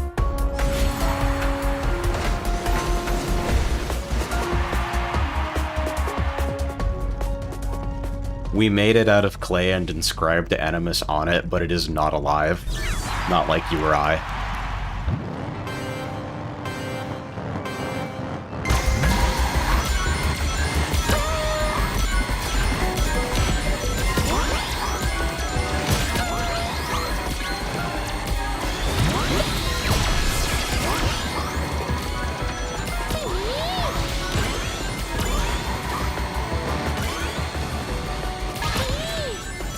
Yaha.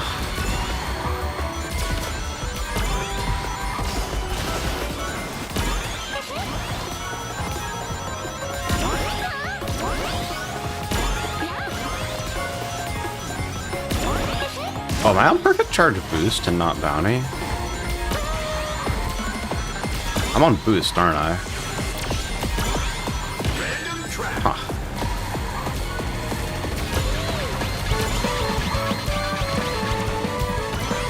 Yeah, and the set is just trying to maintain rings, but, like, obviously failing.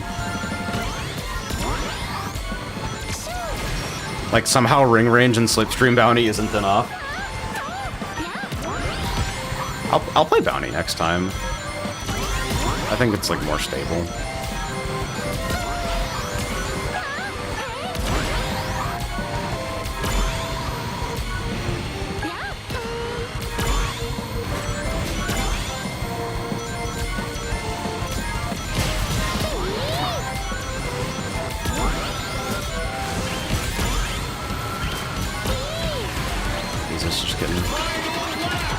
Around.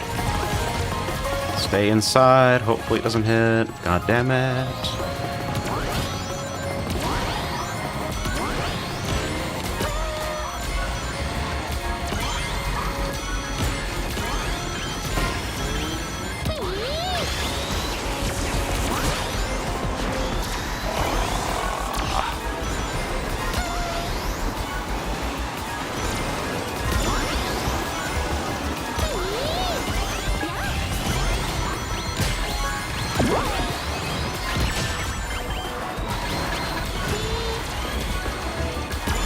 Did you see the way I accelerated with that, though?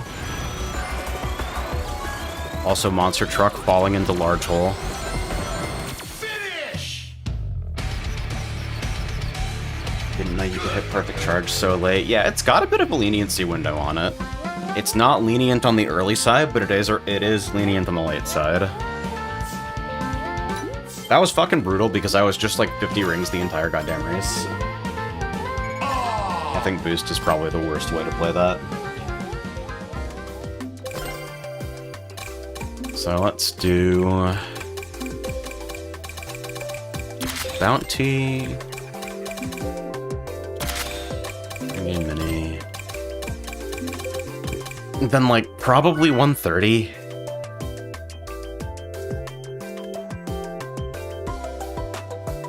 I don't know what people run in that last slot. I think usually when I see people run this type of thing, they run it with counter quick instead of with TD, which kind of locks in all your slots.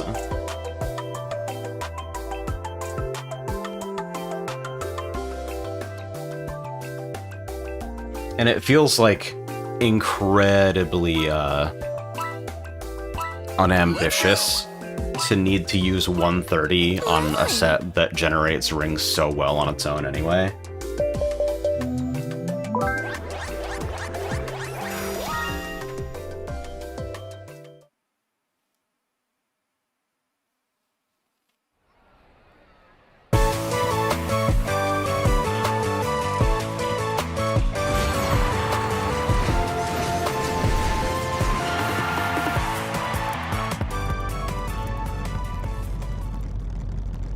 Alright, what you got for me?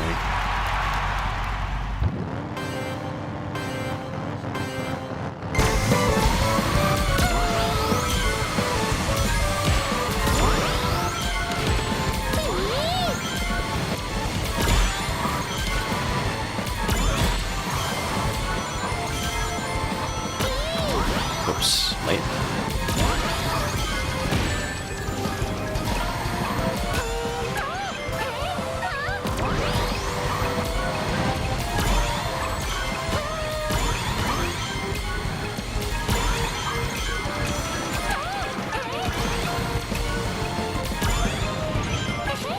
Go. I don't actually know whether this is the route. I do know that I somehow evaded that tornado, which feels like I fucking pulled off a heist.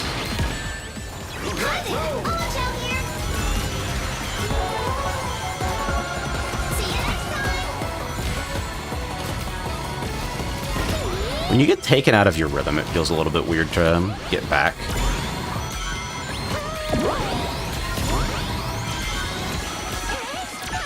Like, the set's recovery is probably fine, all things considered, but it feels strange.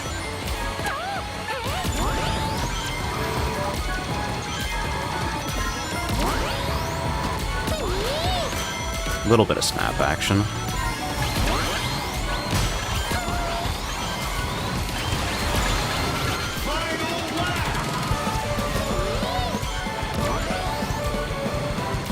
I'm probably far enough back that I could have cycled that. I'm just like, okay, the only thing that's required of me right now is that I have access to a way to take this cut. I cannot afford to not take that cut. And I think I kind of missed an opportunity because of it.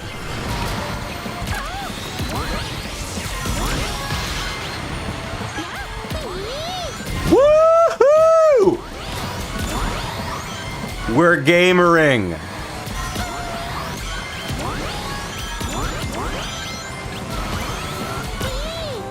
Finish! Okay, I made it to the front of the backpack at least. Nice!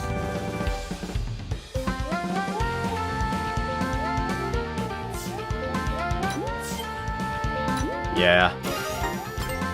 It's probably a big mistake not cycling there. I just was way too vulnerable to all that bullshit. Yeah, it's a rough session tonight. I don't feel like I've made very much progress at all. Kind of coin-tossy races.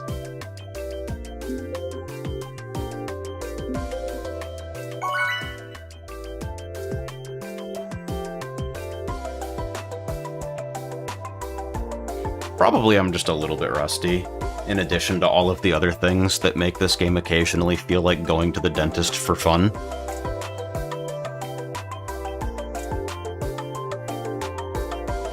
You messed around with any Dark Chow bagging builds? I get absolutely zero serotonin from item builds. Kronos Island. Hi, Porter.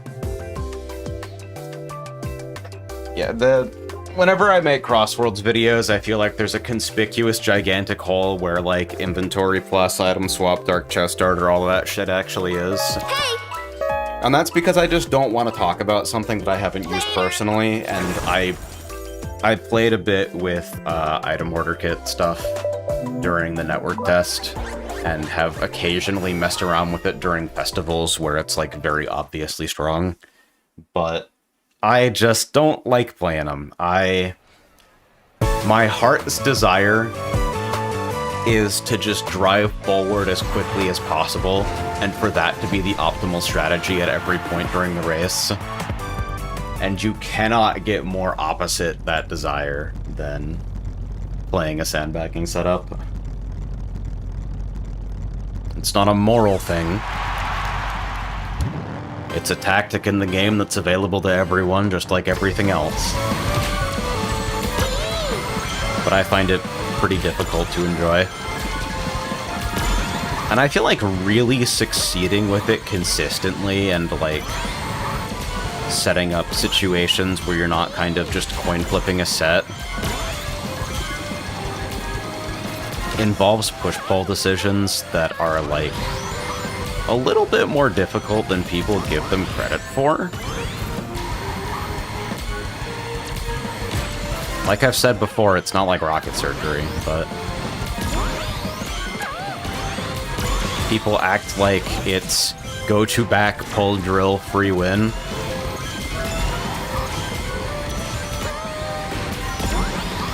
When you're actually like kind of, you are meaningfully engaged with a lot of the like timing and push-pull judgments. I'm looking at that, trying to figure out how to keep my charge.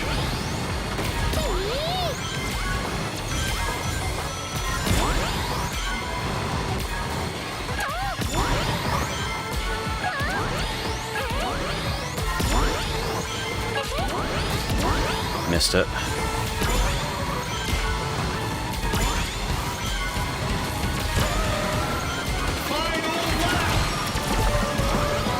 I do think this is a pretty fun way to play.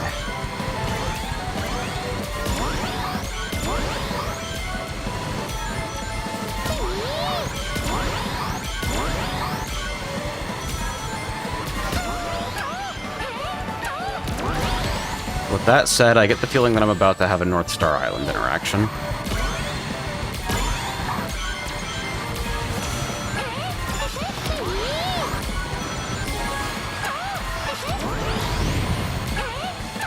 The blind incoming cycle on this is so fucking bad. I thought I was under, too. I guess that's my fault for not shielding.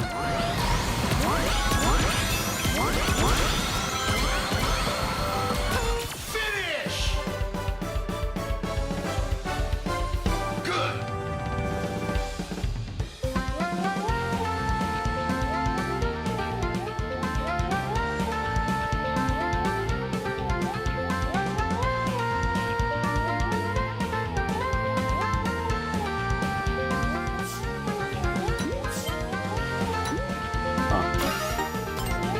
No YouTube chat on my vertical overlay. I guess I should, like, reassociate that if I get the chance. Yeah, there was a weird spread there. I think, like, a front group, like, got ahead early, and then, like, whether or not you could take the North Star cut completely scattered everyone.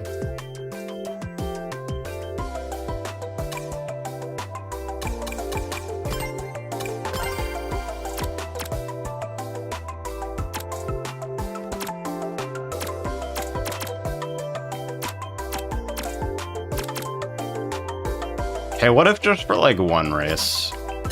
Does my brain remember how to play this? I feel like it's been comparatively pretty long.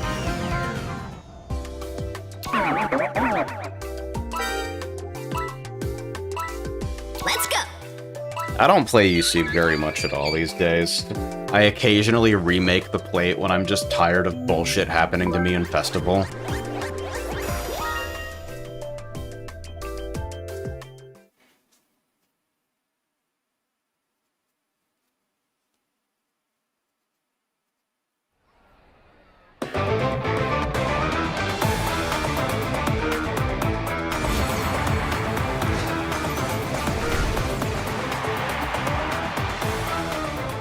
Under very extreme cases, sneaker panels can slow you down. Interesting fact, but also you were driving into them in the opposite direction. Sneaker panels aren't directional in Ring Racers. That's not correct. It's false, we made it up. Didn't happen. This one was invented by a writer.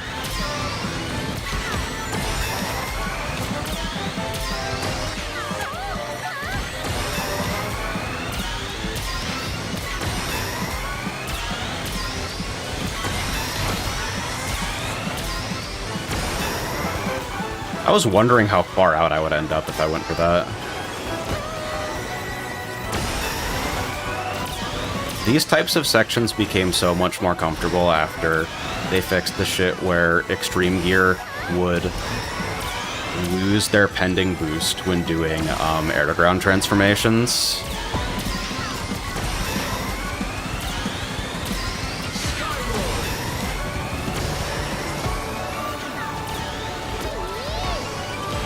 Alright, I probably need to get the ring situation figured out at some point during this race. This is a bad window for me.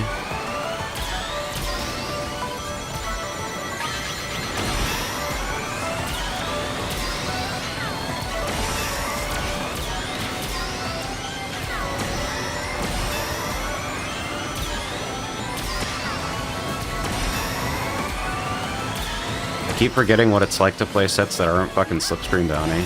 I'm not even gonna try to do it here. And if I take a hit for landing raw, then I'll just take that hit. Okay.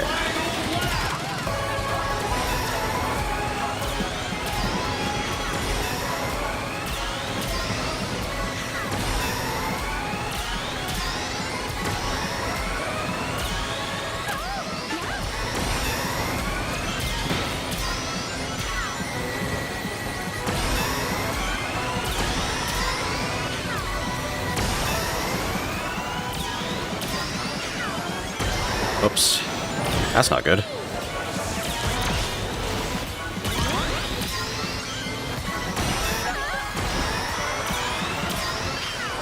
There's the KBB. That's not good either.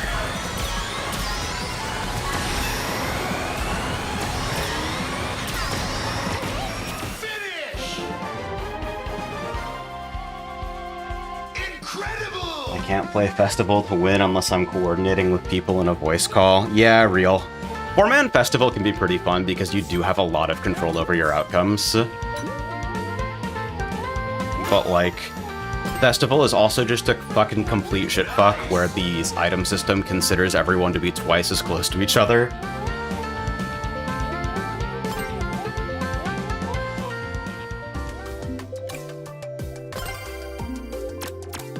Yeah. I think it's like a fun enough way to play, but it gets dry, you know?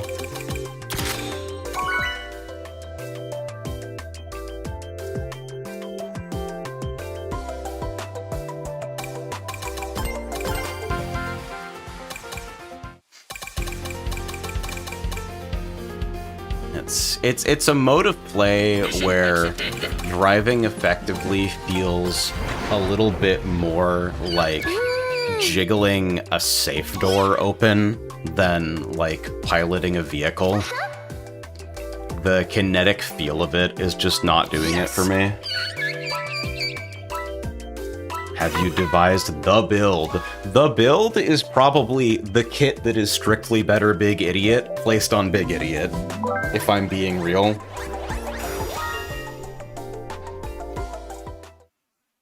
Like,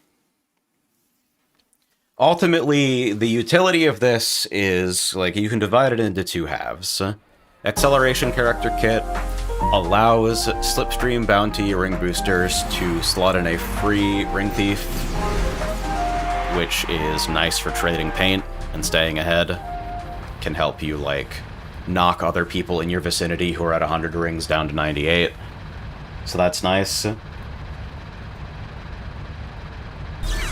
The other thing is the ability to double stack Slipstream Bounty.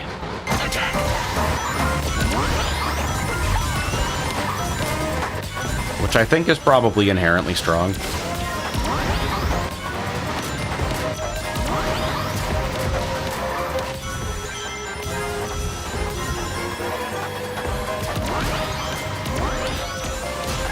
Like, Like, I think that, like, double ring booster setups are probably the, like, most straightforwardly fast way to play a power car. In terms of getting that speed where it matters. And obviously, Acceleration Character Kit is, like, big appeal for double ring boosters because it includes a bunch of the things that they would like to use.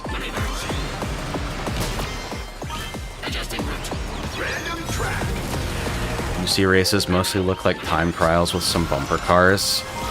If that were true, I might feel a little bit differently about it. But, like, even if you look at, like, really strong players, I feel like UC is kind of required to do some unintuitive bullshit a lot of the time in order to maintain its safety.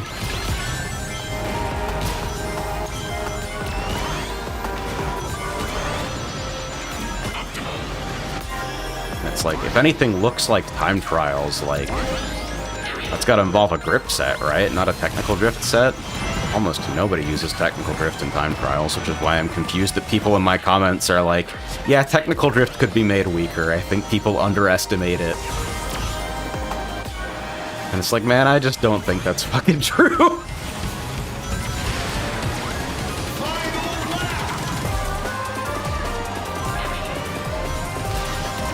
My favorite set in terms of, like, things that I like to play is still a toss-up between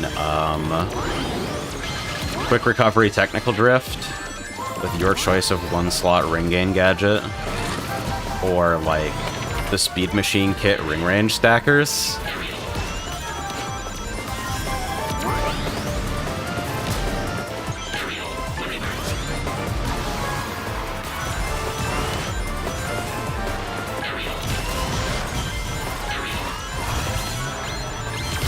I wish speed as a stat was a little stronger. That's scary.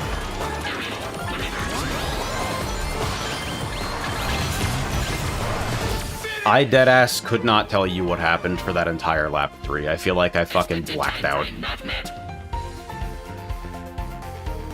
Still need to get used to tech drift. It feels kind of bad on power. I like it on power a lot because it kind of helps you with the handling issues. Being a bit less grippy means it's easier to adjust your line, but, like, that definitely kind of shoots both ways. Like, let's do this. Let's be horrible gluttons for a second.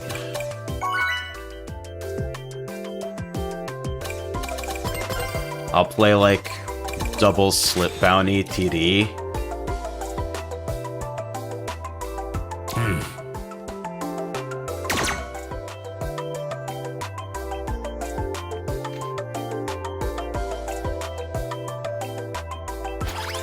Hooray!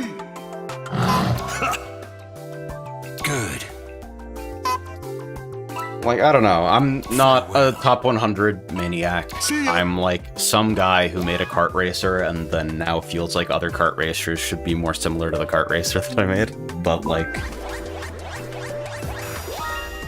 the strength of Slipstream is not doing good things for this game as, like, a pursuit worth taking seriously and improving at, IMO. And if that's not a design goal, that's fine, but it sure sounds like, based on interviews, that it was a design goal.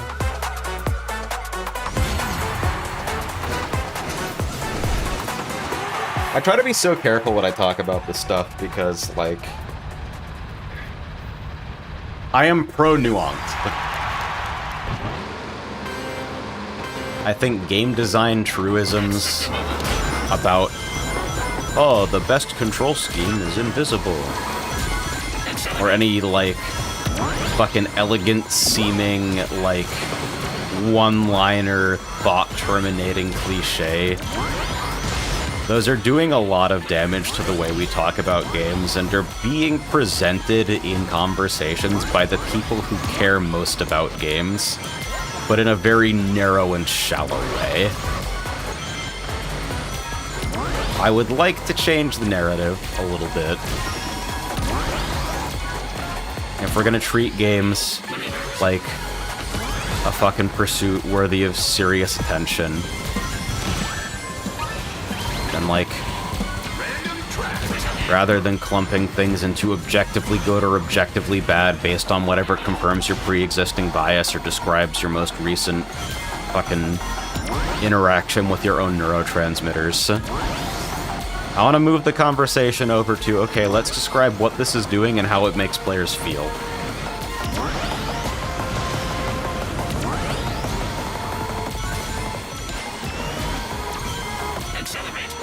So I have tried to be really careful to, like, be super measured when I talk about this game in public.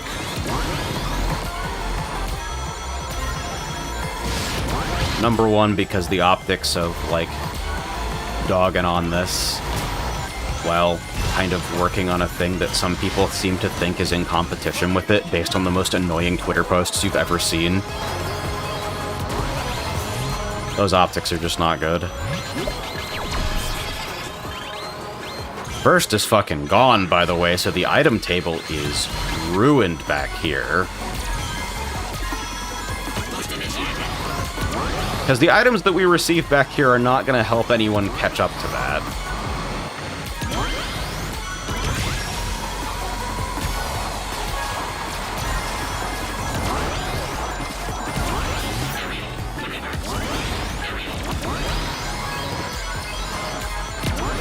Since I didn't have a boost item, I dropped back a little bit by taking the side route to basically guarantee that I wasn't going to take a hit and had a better chance of actually pulling something I wanted.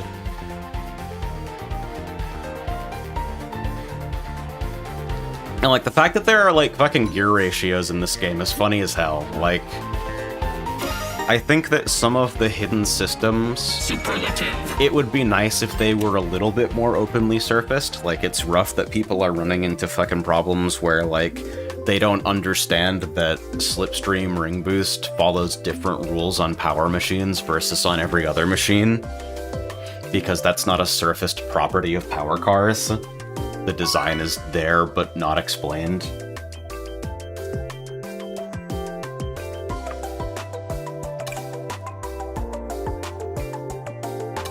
But on the whole, I like games with weird bullshit, and I can even appreciate when that weird bullshit is obscured, because when players play based on their feelings and their assessment of what's happening in the game, rather than, like, based on their experience being filtered through the cheesecloth of a spreadsheet, Come on! I think it produces more healthy and interesting patterns of player engagement.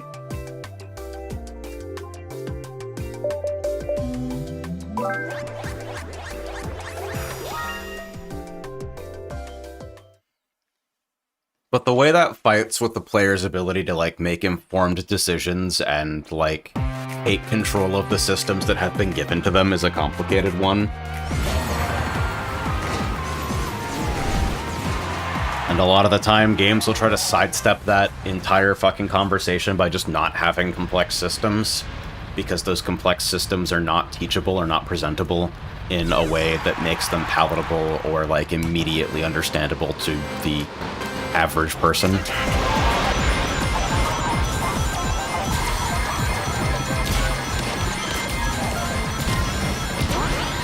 Holy shit, is that the real Pussy Cruncher? Big fan.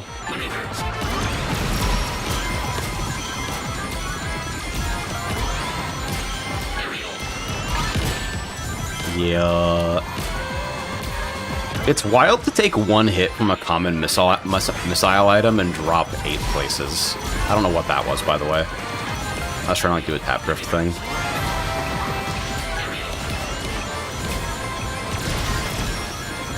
I really don't think it's that hard to get to Legend 2. You guys can see the way that I play.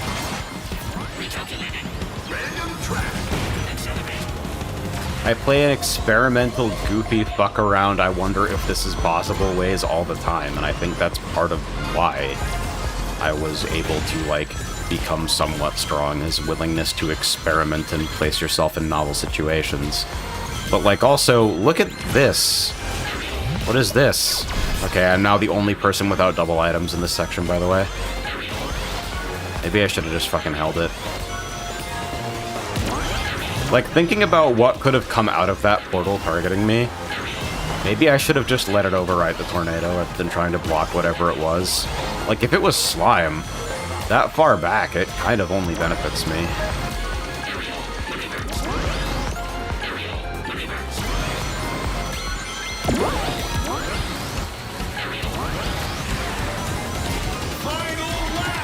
There is that latent desire to maximize your odds. But when it seems like driving has kind of a practical ceiling in terms of how much time it can actually gain you in a match setting, people immediately go to like, okay, well, I need to make good item decisions on average. And that's a weird place to be. That's a terrible laser. Okay, maybe slightly better than I thought.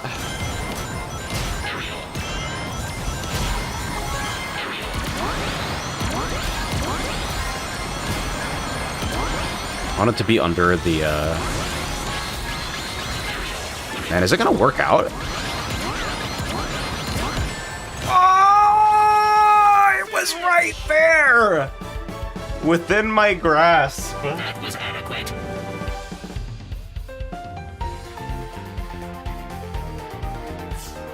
Two slicers and a green glove.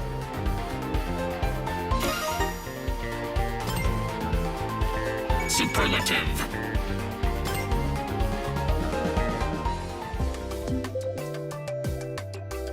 That's rough.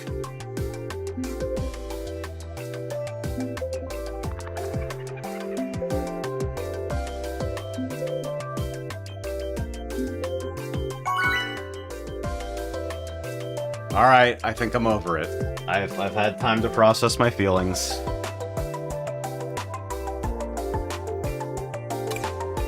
GG, well played. And all that. Man, Tech Drift Power is so fun, too. I keep flipping back and forth between sets with no fucking idea what I want to actually be doing.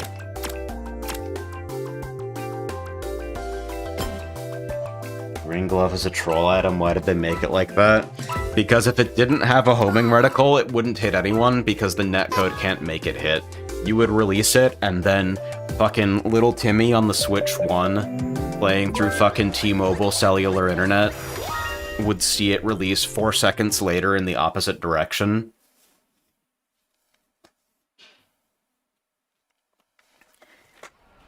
The homing Green Glove thing is the #1 most common item complaint I see about this game, and it drives me crazy that people can't put the pieces together on why it's like that. It's not an impugnment of anyone's fucking intelligence or critical thinking or anything like that.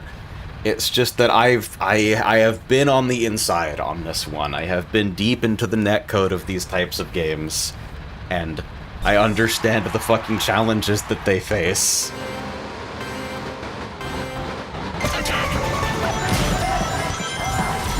And it is just 100% like that, because it wouldn't function otherwise.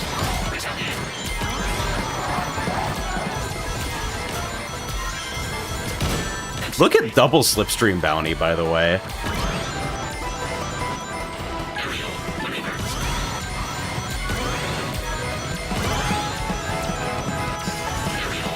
I think this shit is hot.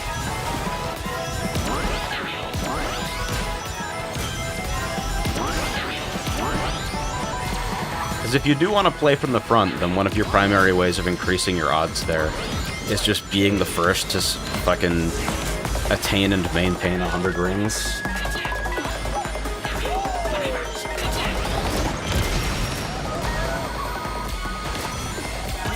Mashing Awakening while getting comboed, force a one-sided screen freeze. I looked over to read that, and I'm honestly survived. I'm surprised I survived the loop. I was actually watching some of the Elsword International official tournaments, like, yesterday night. It is astounding how leaky even basic confirms are in that game now, because the game speed has been cranked up to a point that the networking just cannot handle, and like, advantage on hit has not been designed with any awareness of that problem.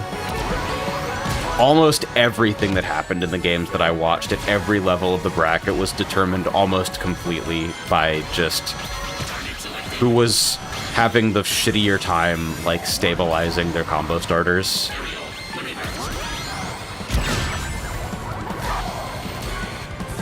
Steering lock during squish is maybe one of the worst feeling things about this game.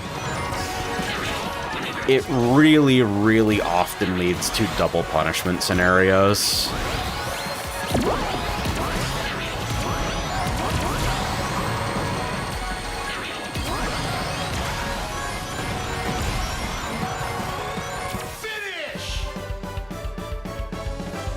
Ooh. Expected time frame not met. So, like, I think in a lot of situations you can make the argument that some nth order item strategy problem is the thing that leads to your loss.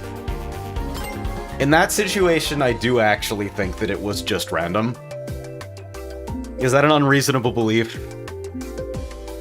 I feel bad for thinking it because my intuition when breaking games apart is that, like, even if something is actually bullshit, even if your teammates are actually holding you back, or, like, the metagame just isn't compatible with your favorite character or whatever, like, analyzing the game in that way doesn't serve your ends as a player looking to, like, understand the game better and improve your odds. So when I say, okay, that shit was random, it feels like giving up, you know? Hi. I feel like I assign a little bit too much weight. That's a bot. I was excited about seeing an Omega player, and it's a bot. Hello. Hi. Me at the suicide store.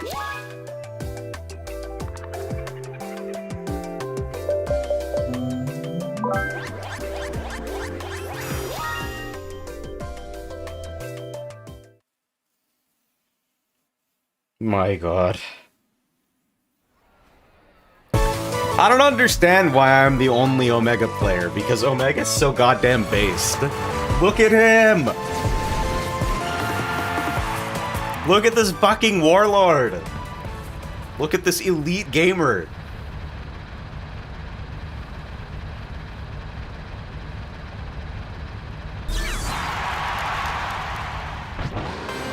We love dipshit robots.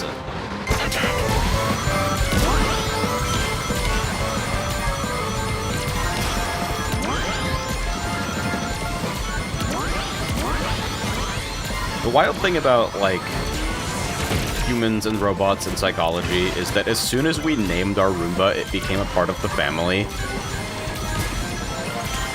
We all talk to it like a fucking confused dog.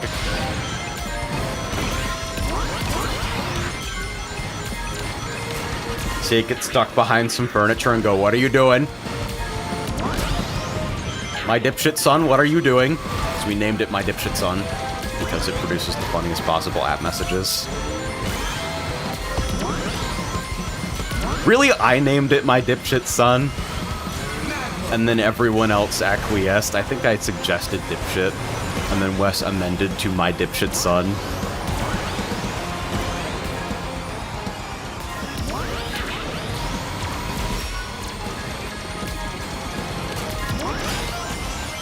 Omega is supposedly the worst power character in a game where character choice is ultimately meaningless. I mean, I wouldn't say it's entirely meaningless. Characters are a big bundle of stats that everyone is required to choose, so you're forced to fucking interact with the ramifications of your character choice in some way eventually. I don't know why that exit occasionally does that.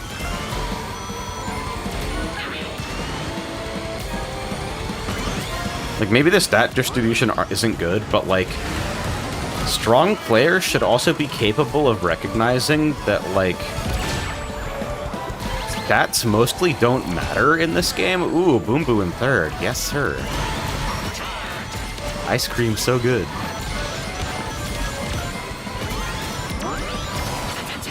I'm gonna try to deny the item set from someone. Never sure whether it's going to work or not. Okay, can't take the cut. That's rough.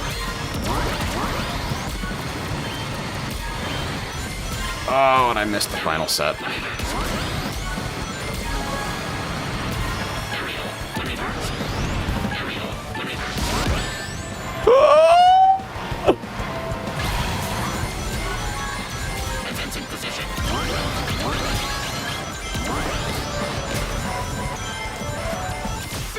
It's hard.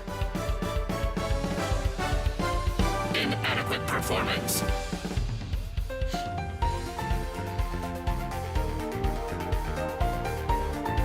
I wonder if it's time for me to turn off my noise suppression now that the advent calendar is over.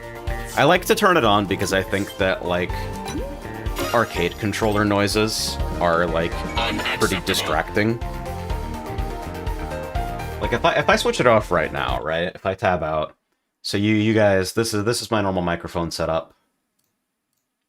Go to mic SEO, click off noise suppression. So there's my room noise at a cool minus 45 dB. And then if I set my arcade controller, it's pretty surprising how loud that is, right? And even if I've got it on my lap instead of on my desk, still pretty loud.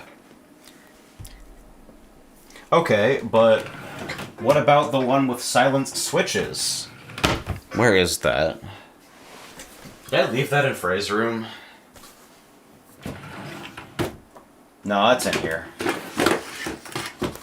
How about the one with special fucking silenced low-profile switches? Still comparatively pretty loud, right? And also kind of sounds like raindrops on paper, which I like.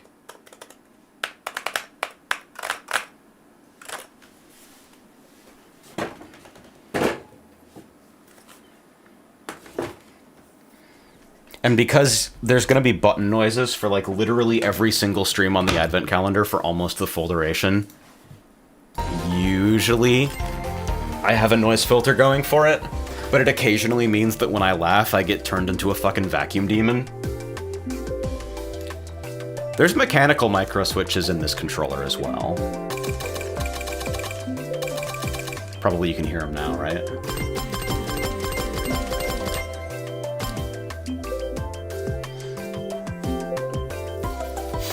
Sounds like reaching into a bag of chips. Scary! I deal with worse non-suppressed Discord calls. That shit is always the thing that turns me into a maniac immediately. Like, it's your setup. You have all the time in the world to fucking test your setup on loopback and figure out whether your microphone is picking up things that it shouldn't be or whether your gate is set too low. And, like, fix it on your own time before you pipe environment noise directly into other people's ears. It's so fucking rude! Why do people do that shit? Why is it considered normal to do that shit?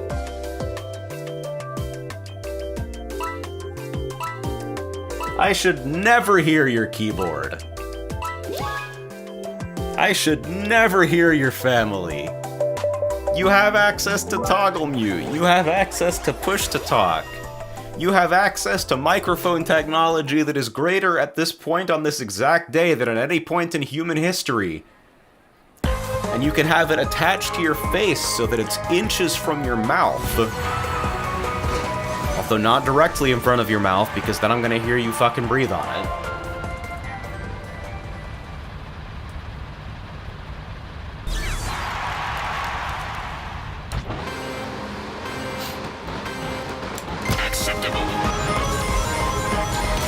Get an even remotely acceptable mic, which you can get for shockingly cheap. Put it as close to your face as is required for it to pick up your voice more strongly than it does your environment. and then make sure it's not directly in the line of fire with your breath. Those are the requirements. Use filters to taste. If you got a desk that's kind of thudding around, clamp it to another item that isn't transferring your fucking keyboard inputs through.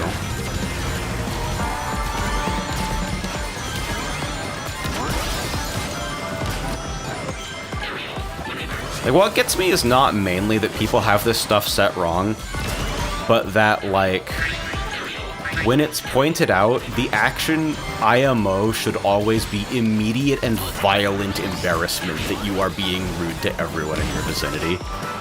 This is maybe my most antisocial belief, if I think about it.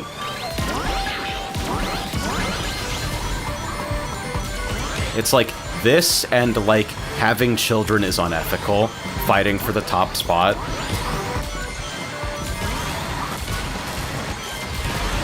There's nuance to that last one.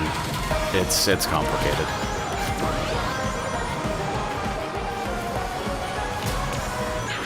I have more issues with people that jack up the gain into infinity. I mean, like, obviously it's nice if people have their shit set up correctly. But, like, at some point, if they're not peaking, then it's a situation that is within your control to fix. If they are peaking, then they're straightforwardly doing something wrong, you know?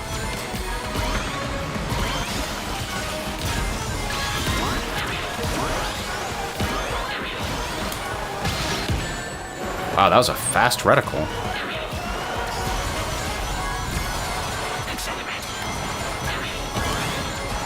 Oh, I hit the fucking railing!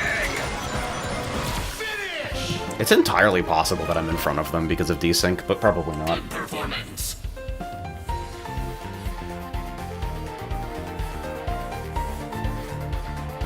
Having children isn't inherently unethical, it's just that everything surrounding having children is violent. Social structures, specifically. Yeah, that's closer to my actual belief. Just like... Superlative. a more reasonable, more palatable version of the thing that exists in my head is, like, probably you should not be sending kids to child prison, for instance.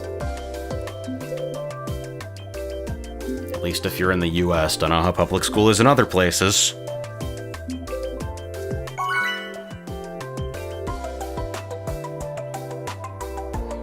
Homeschooling should be illegal. The current state of the public education system should be illegal. We wake kids up at ass o'clock in the morning and send them to child prison where they do things that they don't care about that we don't explain correctly, or, like, place into a larger context that they fucking understand. And then they come home and they do shit tons of homework and then they go to bed. We make them do worse hours than 9 to 5s and they don't get paid and we don't treat them like human beings.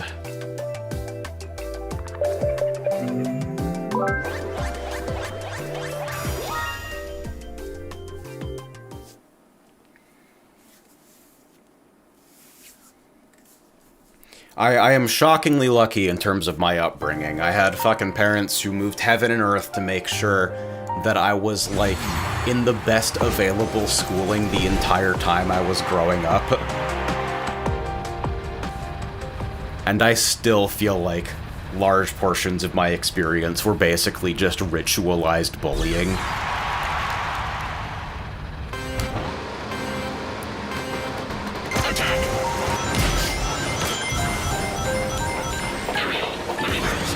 But unfortunately, like, don't have children unless you can homeschool them correctly is a pretty exclusionary position to have when nobody has any fucking money.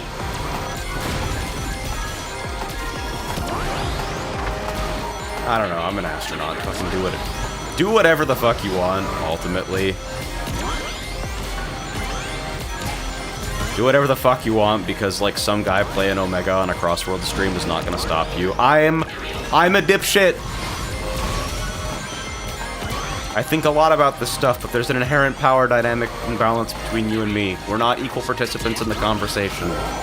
I'm on the screen, and you're looking at the screen. If I'm convincing about something, it's at least partially because I'm just, like, reasonably articulate and in a position of fucking implicit authority because I've been placed on that screen.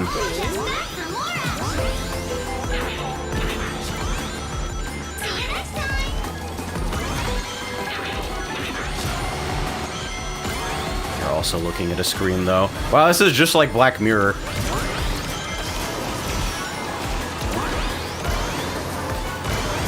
Black Mirror, one of the most biting satires of the modern age, willing to tackle such complex topics as phone bad, and phone bad, and phone bad.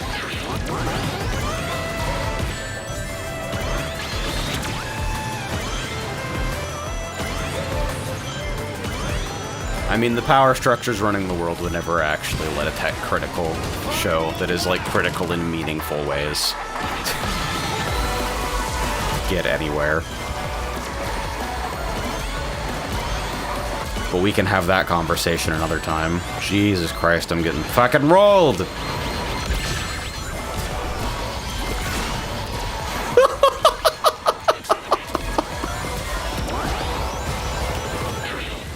I wonder if I hold on to this for a little longer.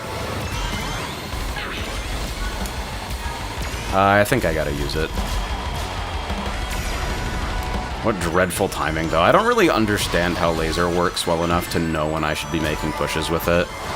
But this is, like, this is brutal. This is terrible in a way that's, like, ontological.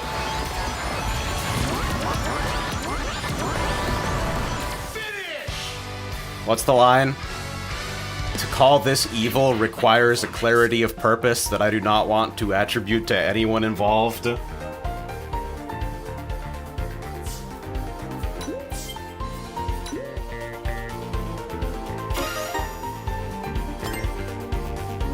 Unacceptable.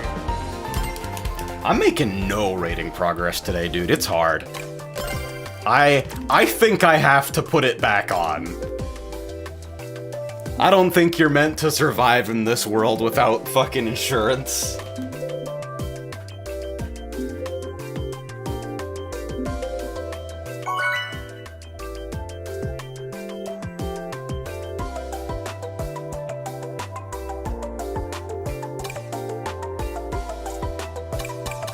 Come on. Come on. Come on. Yes! Come on. Playing well doesn't improve Come individual on. races in the way that I think I want from Come this type of on. game, you know? Yes! I think you kind of intuitively want a Come on. causal link between the actions you take in game and the results that you receive.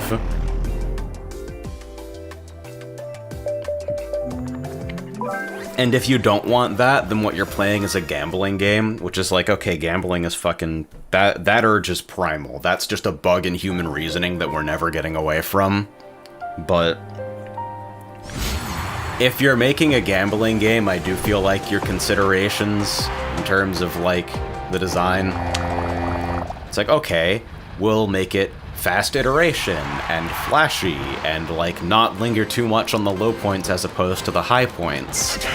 If we're going to make a game about psychologically exploiting people, do it all the way, you know?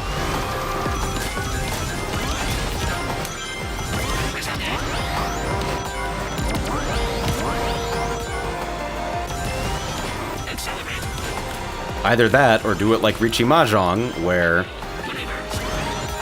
there are so many goddamn decisions to make that you're kind of distracted from the result. There are infinite ways to achieve a minor edge. So there's always some component of, like, accountability and active engagement with the design.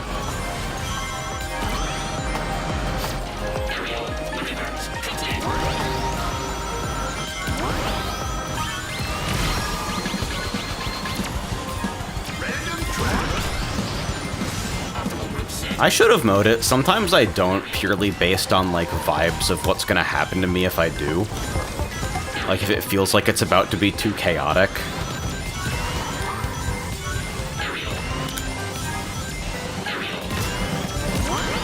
Whew! That was a snap, alright.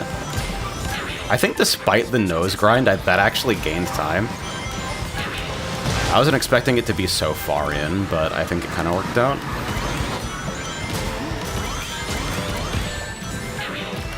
I never know the cycle, for whatever reason. I feel like I don't see it often enough to remember. At one point, I think I had it every time.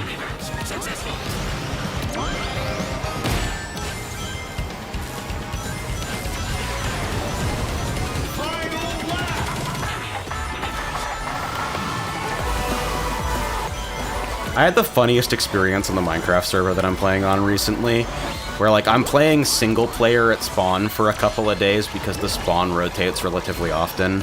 It's not like an RTP type stuff. Grammar aside. And eventually I'm like, okay, well, I want to do some redstone bullshit, so I need to go grab some nether quartz, so let's finally go take care of that. And then I figure out that every fucking portal I can make for like 20 miles, they are all linking to a portal on the nether roof. And I can't get down. I'm like, oh, this is great if my goal was to fucking transport myself a long distance quickly, and terrible if I want to actually play the game as designed.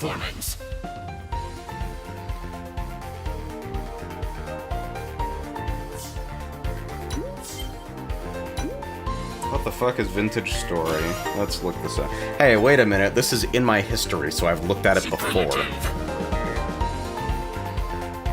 Oh yeah, I have looked at this.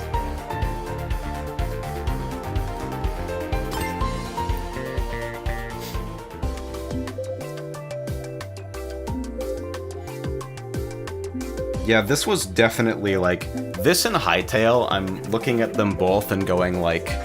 I am skeptical of your early access process, but we'll see. I'm a hardliner about this most of the time. I didn't touch Hades at all in early access. I still haven't fucking opened Ultra Kill a single goddamn time. Etc, etc.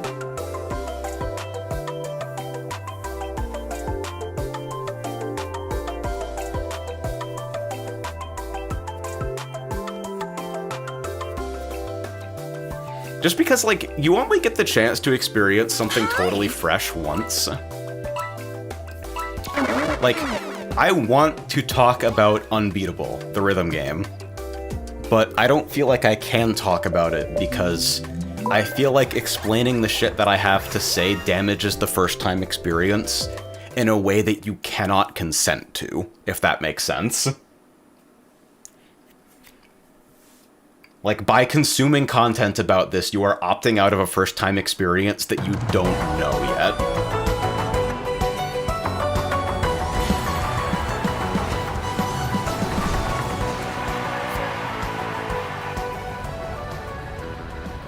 I have some things to say. I think everybody who plays that has some things to say. But man... I have been thinking about it almost non-stop since finishing it, because I feel like I have reached almost zero resolution, despite finishing it, is about as far as I'm willing to go. I'm, like, describing my personal experience.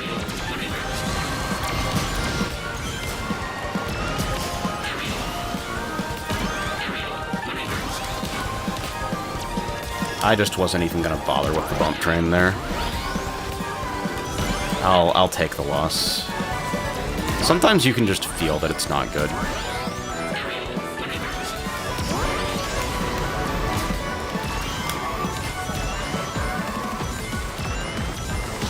Like, if you want to post something like in Hitbox Dimension under spoilers or something, like, I'm fine with that, and hopefully everyone else is, but like... I don't know, man. The rhythm game part is, like, that can be talked about in isolation from, like, the narrative story part. in a way, because they do legitimately, like, section off in arcade mode and advertise that it is sectioned off in that way. And arcade mode, apart from some engine bugs, is fucking really good, IMO. I think the engine has some issues, and I'm hoping they're addressed in the order at which I think they are important. You know what's on my fucking radar, actually? Bits and Bops. That fucking indie Rhythm Heaven, like. Because the thing that I keep hearing the first about that is that their audio engine is literally zero latency. And every single fucking game that is hit sounded or key sounded in some way and doesn't use, like, exclusive audio is frustrating to me. I didn't mean to take that. Oh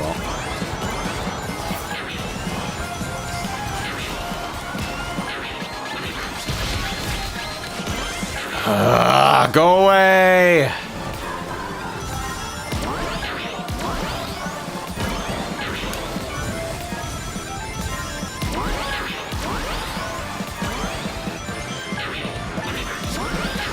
That game's credits, Unbeatable's credits, does contain a weird amount of, like, whether you loved it or hated it, we hope it stuck with you. So I assume that the people working on it are pretty chill about, like, wild takes. But at the same time, I don't want to, like, bring negativity into the world, you know? My thoughts are definitely not exclusively negative, but they are so fucking complicated and the negativity is inextricable from the rest of it. Unacceptable. Hitbox Dimension is the Discord down below that is mainly populated by, like, a handful of Ring Racers freaks and significantly more fighting game freaks and significantly more Elsword retirees.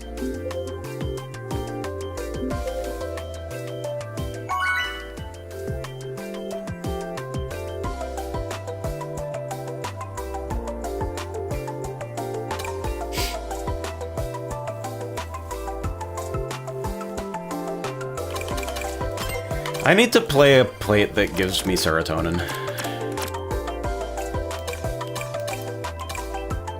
Let's fucking play double slip handling.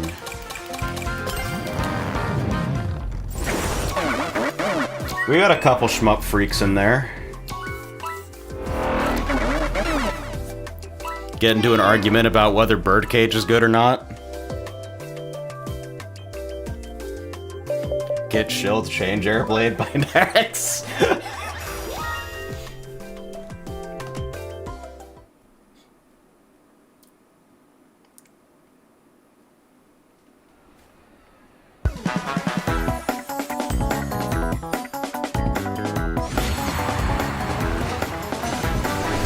Man, I still need to sit down and actually make fucking progress in Eschatos. That game is so good, but I need to resist the urge to just click the time attack button every single time I boot it up.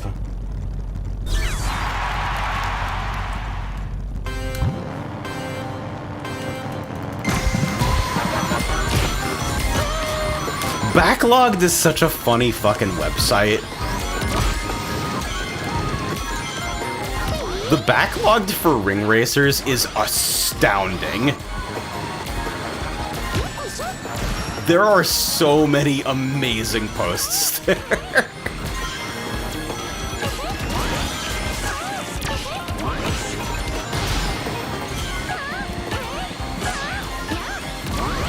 I also keep feeling like I've kind of like run my course with Zero Ranger until Black Onion comes out. But I got a friend who like literally recently got like Z-rank world record in White Vanilla, and White Vanilla is just such a fun goddamn mode. It's like I have the same problem with that I do with fucking Eschatos Time Attack, but like Eschatos Time Attack, the feeling is derogatory, and with White Vanilla, the feeling is fucking transcendent.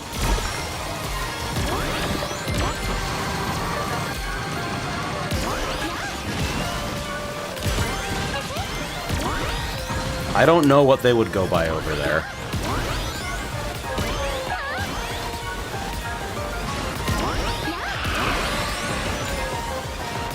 My understanding is that the white vanilla people are more about, like... Right now, it's more about pushing absolute score, and that means, like, insane dipshit suicide speed kills.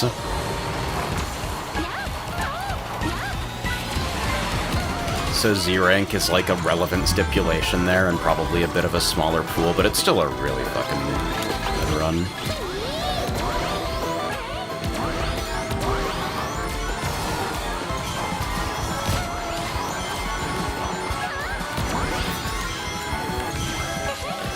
Didn't quite wiggle out enough there. Okay, so now what happens to me is my own goddamn fault because I made an obvious mistake.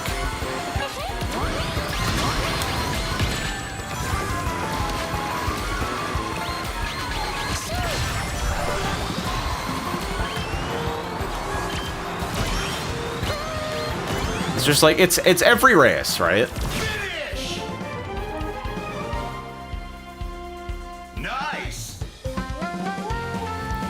Every race, something like that happens. Yeah, I'm not personally super motivated for Z, either. I am definitely the dipshit speed killer freak that is, like, using Type B backshot and, like, lamowing about how good I am at video games.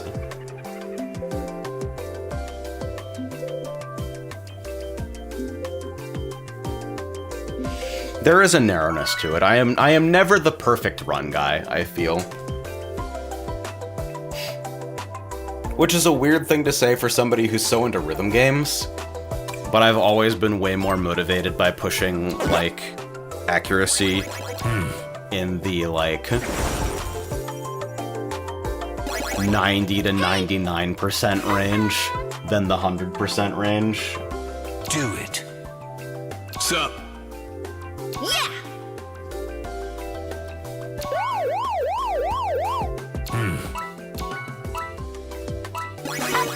Yeah. Farewell. Muse Dash is so fucking bad.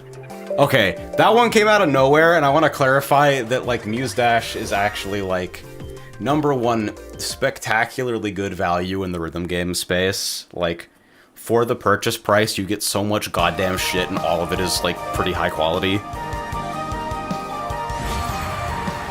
Like, comparing Arkea's $1 per song as being, like, one of the best deals in the mobile space, and then Muse Dash is, like, 500 songs for 20, what's up? But Muse Dash's ideas of how difficulty unlock should work are really irritating to me. Because every chart requires that you do the hard chart before the master chart, regardless of the difficulty of the hard or the master chart. And sometimes that means that, like, I can easily do, like, 9s, 10s, I can pass 11s. And sometimes it'll make me play a 4 to unlock a 6.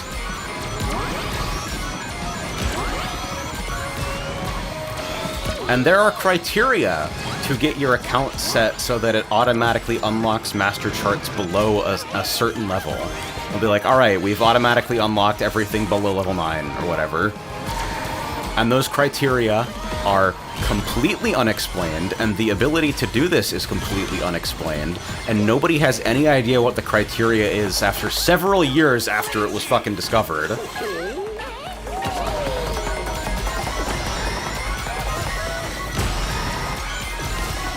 And so I'm looking at this like, okay, is your expectation that I be getting FCs on things to prove that I'm ready to move on?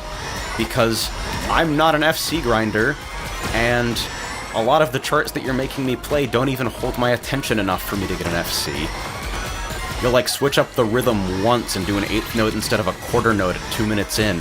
And I'll go, oh, I wasn't really paying attention, so I fucking hit a good on that.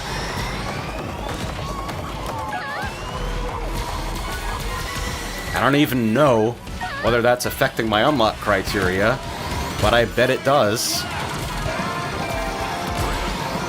So anyway, then I installed the mod that unlocked everything. Better experience.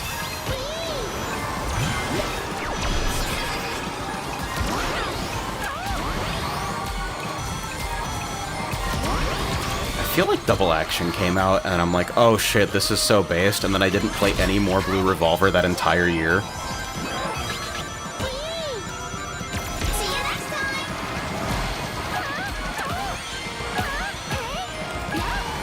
Now that I got the vertical monitor set up in a cozy spot again, I want to crack down and get more clears.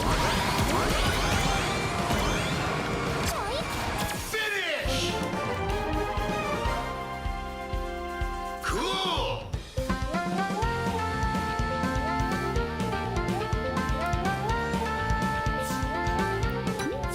Crazy that you can just tell people to buy some of the best shmups ever made on Steam. What's crazier is that fucking Scrandal's more popular than Blue Revolver. Danbo's blog post about that's just like, huh. I mean, I guess this makes sense, but huh.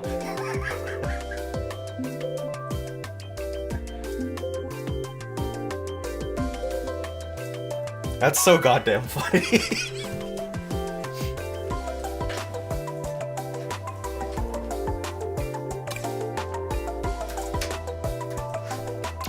Alternating between opening and closing the window to blast myself with 0-degree Arctic air.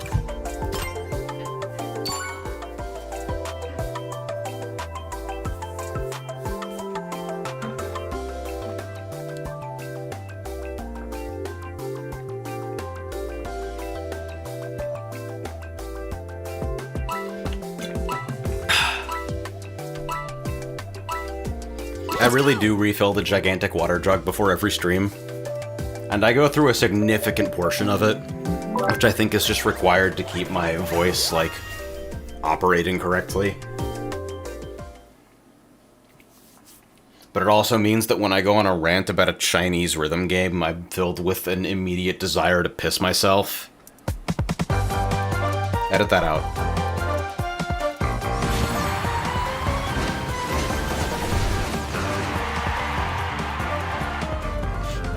The genre of joke that is pretending you have an editor makes me really happy.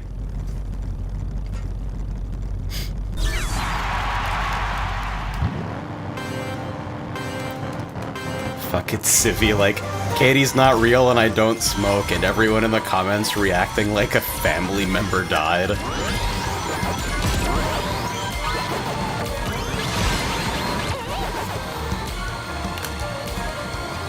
So, why am I ahead right now?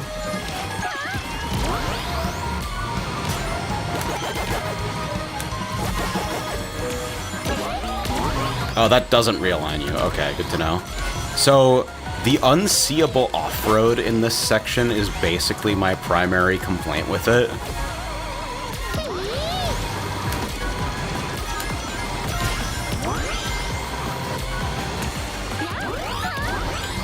That doesn't realign you either, so I wall scraped coming out. I'll watch out here. Random trap. See you next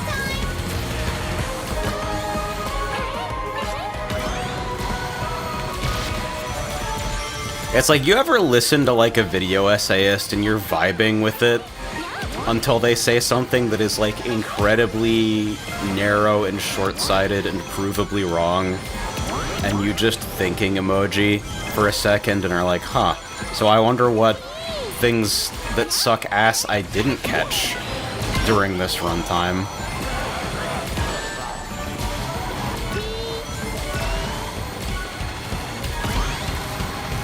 So if he's lower on that scale than a lot of people, but I do definitely feel like gamers are higher than the average. Let me get this out of my fucking inventory before it becomes a problem. Why do you have that there? Oh, because first and second are gone. Makes sense. Oh. I only raced on this a couple times during Festival, so I don't know it super well. Oh yeah, there's the unseeable off-road. You can tell because it's not seeable.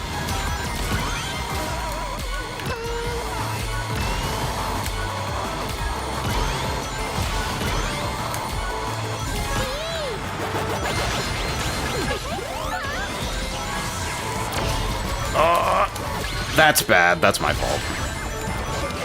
Although that monster truck might have still hit me. Finish!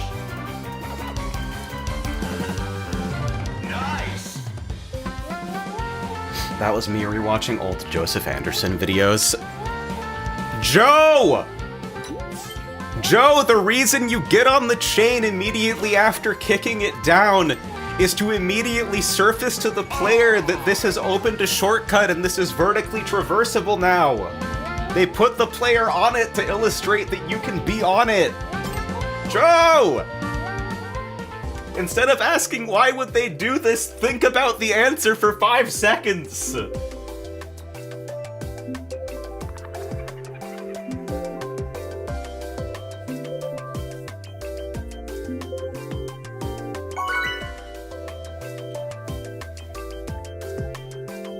But even then, I feel like people... You earn so many goddamn points for me by just, like, being willing to present something as, like, your experience rather than objective truth.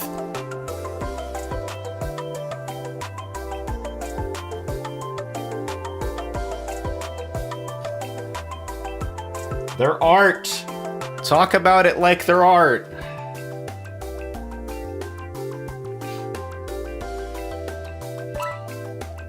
Yeah, Jimmy's got the shit going on. Let's go!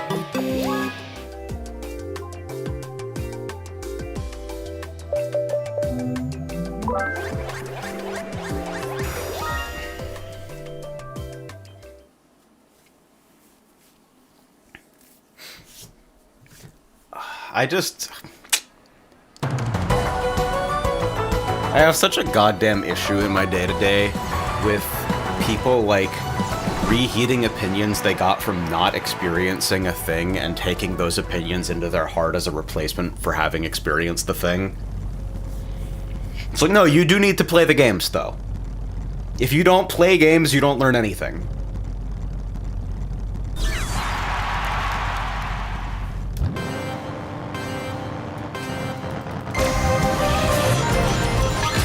If you do not completely open your heart and your mind and have a fucking first-person experience with the media, you are not experiencing the media.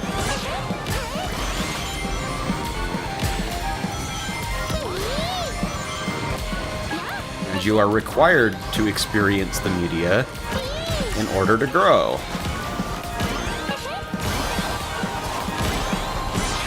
That freeze was very confusing. I always get a freeze at that specific location, and I'm wondering if it's some fucking physics operation rather than a graphics thing.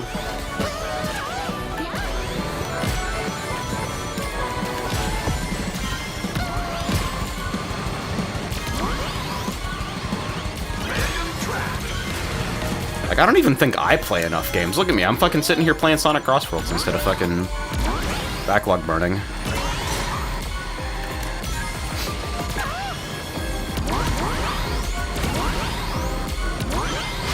And I feel like I benefit from revisiting this game occasionally with a clear head and, like, moderate openness of mind. And trying to pay attention to the way that things flow and how it makes me feel. Plus, like, the driving is fun. At no point has the driving ever not been fun.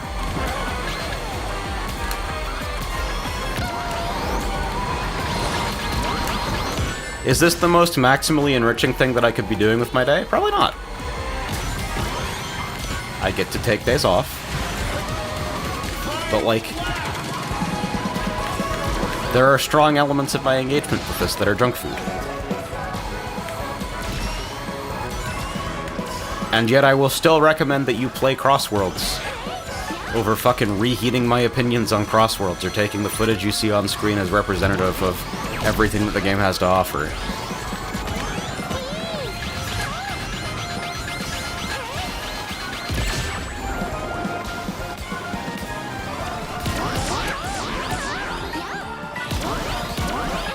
I feel like I drop a lot of stuff quickly, which is why I don't feel like I play a lot of games.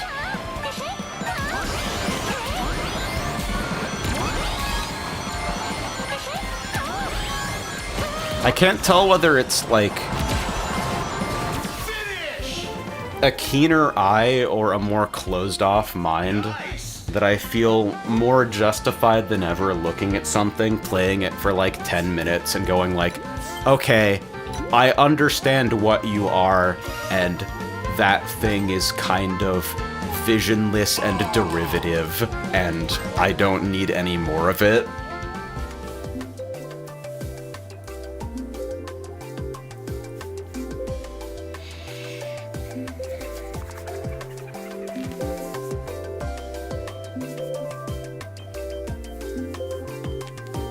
So you probably don't understand your tastes completely. You almost certainly don't understand your tastes in their totality. There's stuff you can enjoy that you don't know that you can enjoy that will surprise you.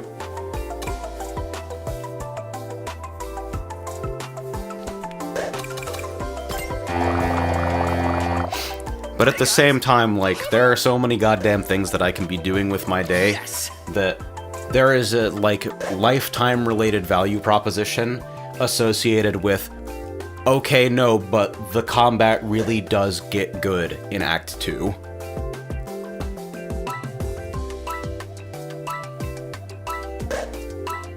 With no, okay, but there really are interesting value trade-offs and strategy if you play on Ascension 10.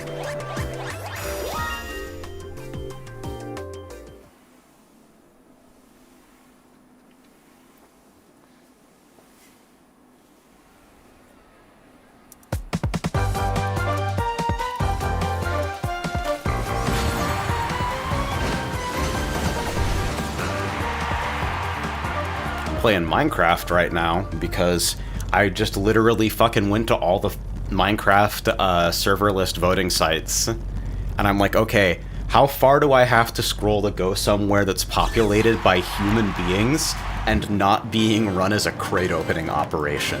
And it was far number one.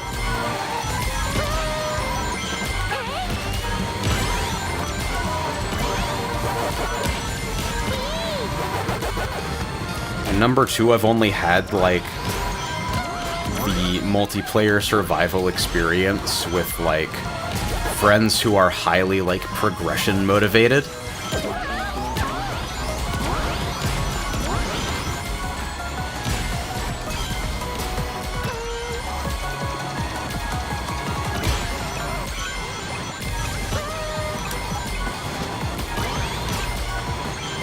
Like, I don't know, man, maybe Hytale Skyblock really is just Cookie Clicker dressed up to look like an MMO, dressed up to look like Minecraft.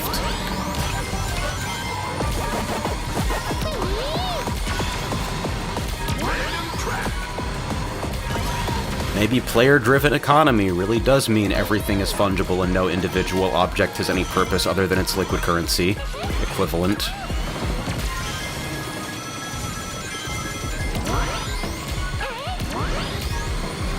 Maybe poo poo pee pee doo doo da da. Anybody else agree with this? Drift switching there gave me a very weird wheel slip when I landed on that second mushroom.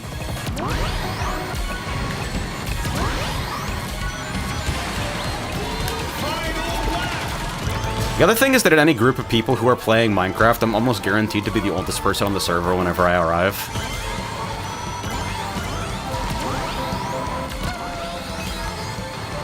Because in the immortal words of Bobby Big Balls, Meds, you're 30.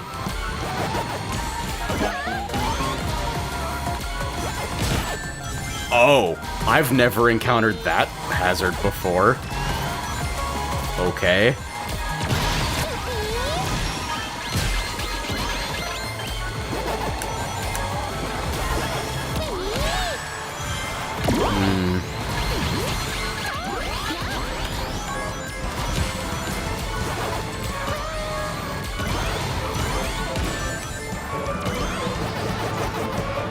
So it's like every race, right?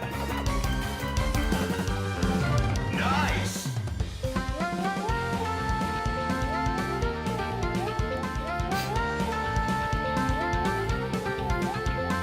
Whew. Rough session tonight, dude. I would like to hit L1, but increasingly it feels like people are figuring the game out and it's becoming harder to compete with things that aren't strong.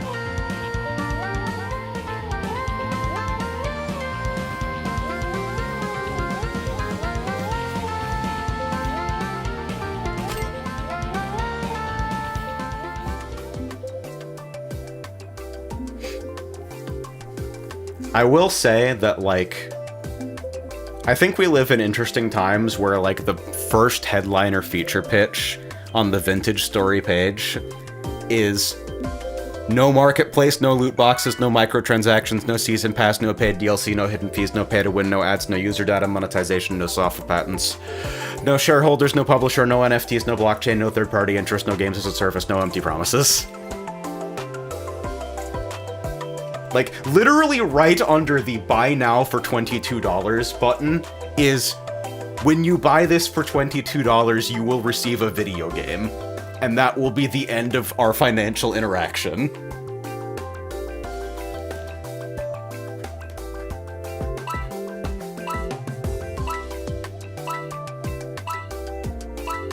Farewell.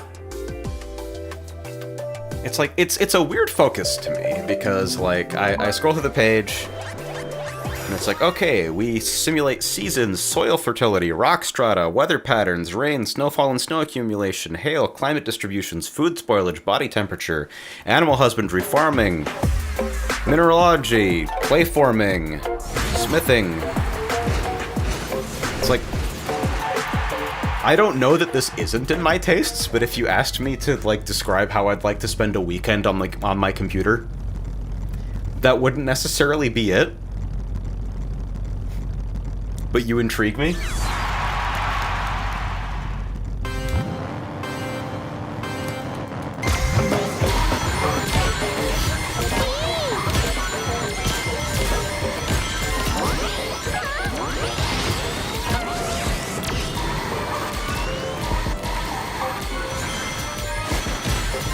I'm a systems person.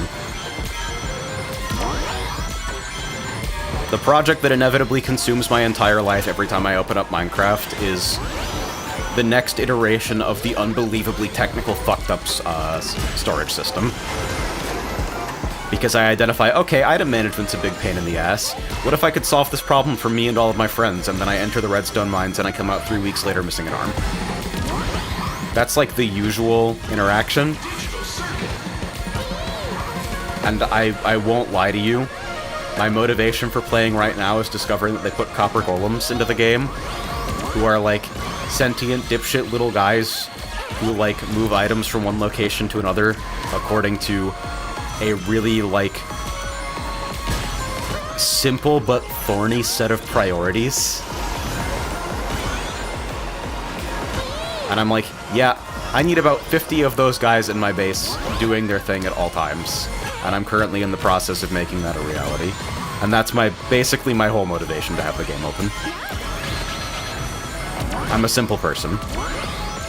And obviously that motivation works a lot better in groups where I feel like, okay, no, if my systems knowledge helps other people enjoy the game in the ways that they're motivated to play it, that feels, like, rewarding to me in a way that feels very rich and honest.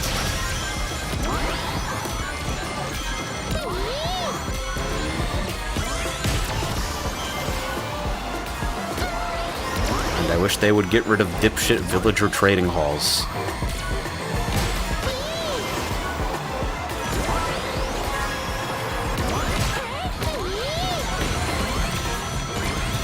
Okay, let's just ruin some stuff happening behind me.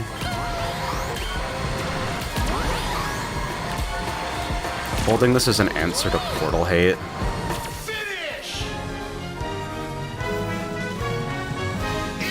Gacha games hit all my lesbian mutuals like it's a dangerous drug. I promise you don't have to engage with the game! You can just look up gay fan art! You can go to AO3, it's allowed! Nice!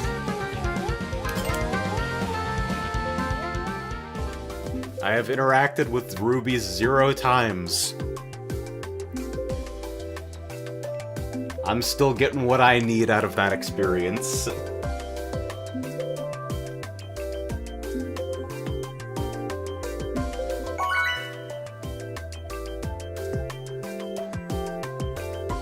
The copper golems are horribly implemented, which is kind of why they're like scratching my brain right now. Greetings. It's like, oh, actually attempting to use this in a way that is like meaningfully good might be impossible. And getting to like okay requires awareness of such specific constraints. And I go, but I can do it though. Greetings. And then I start doing it without noticing.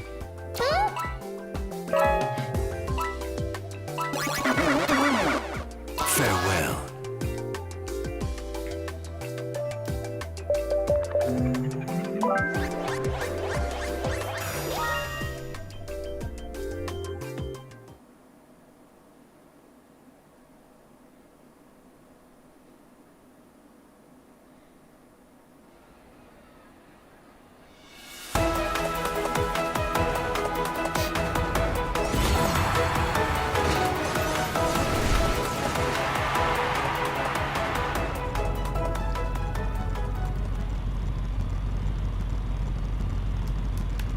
I kind of wish gacha games weren't fundamentally poisoned.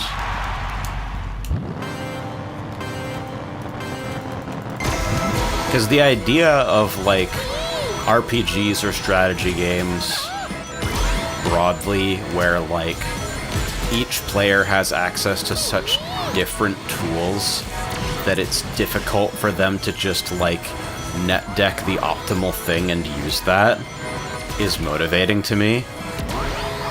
Basically all of my time with, like, World Flipper was spent, like, oh, okay, because I don't have any of the shit that is considered good and easy. I have to actually, like, think about the systems. And as it turns out, when you think about the systems, you're a more effective player than literally everyone in the ecosystem. See also PSO2, where you could do 75% of the damage of a 12-man group just by understanding the incentives of your class and the basics of the gear system. See you next time.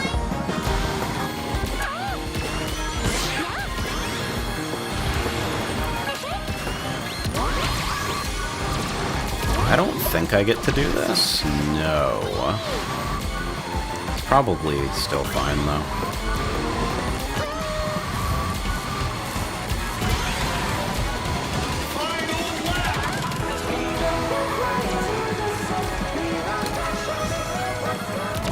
Oh, God. I really thought I was inside.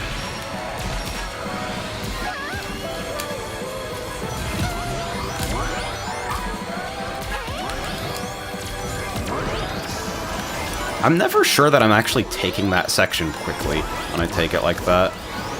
That's one of those where I feel like I should actually look up what the time trial does, but I always forget.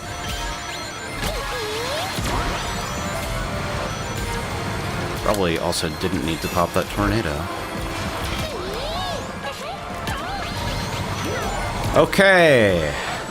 We got every type of hate. And lived. Excellent!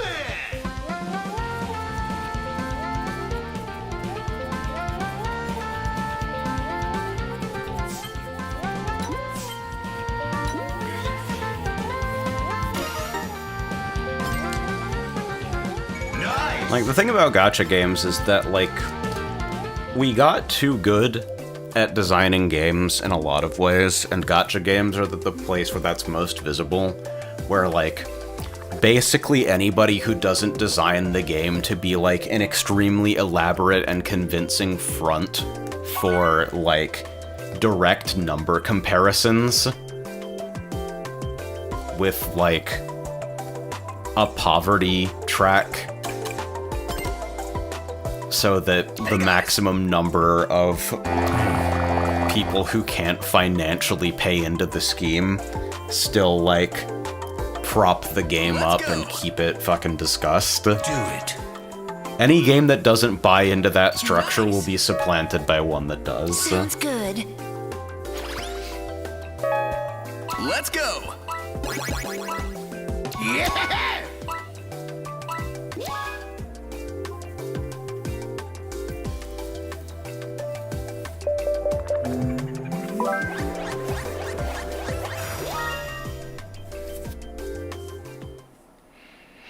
It's also become extremely hard to build a regular fucking RPG, because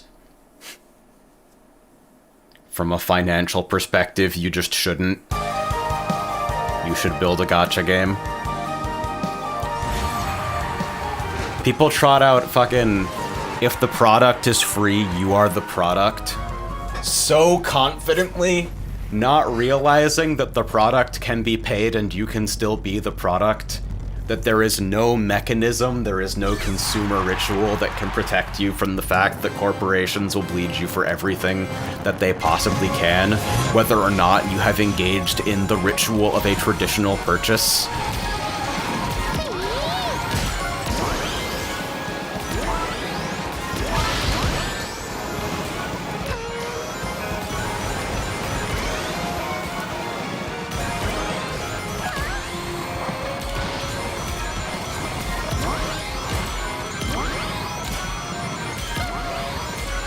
And it's whack because there are so few places you can fully get away from it.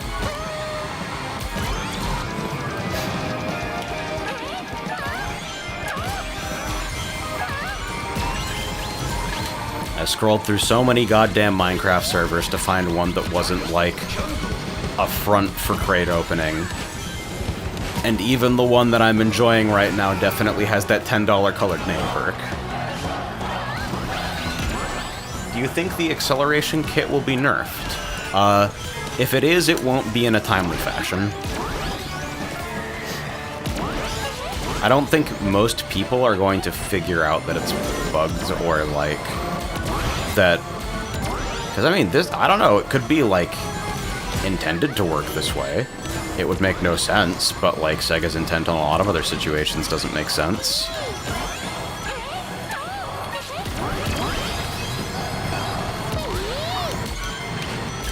My official registered prediction is that if this is gonna get changed, then we're not gonna hear about it for a while.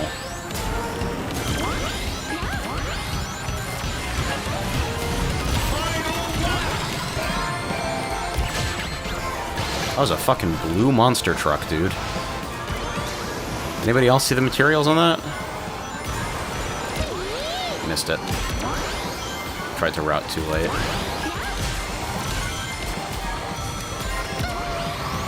So I probably have to go for this.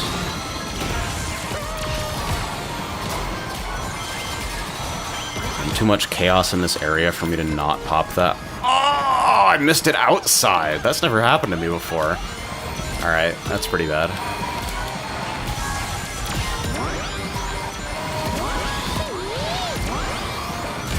Well, how nice of them to throw it forward.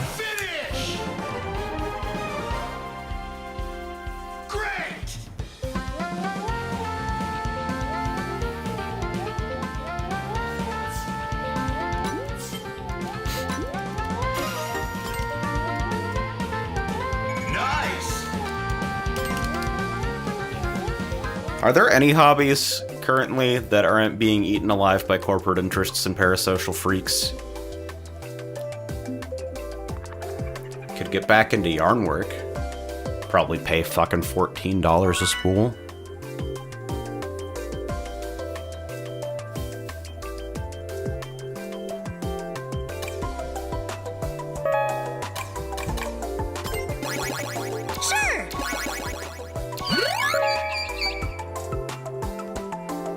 I mean, hey, it's the video amusement industry. Very well. Games as direct descendants of gambling. I love pinball. Pinball machines have their roots in gambling, are manufactured by companies that fucking involved in gambling. Are basically constructed to be gigantic boxes full of flashing lights and gaslighting game code.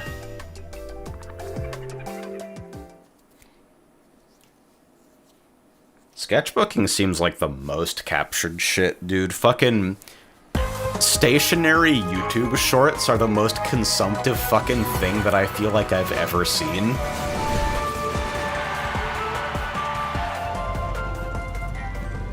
Paper airplanes are pretty based.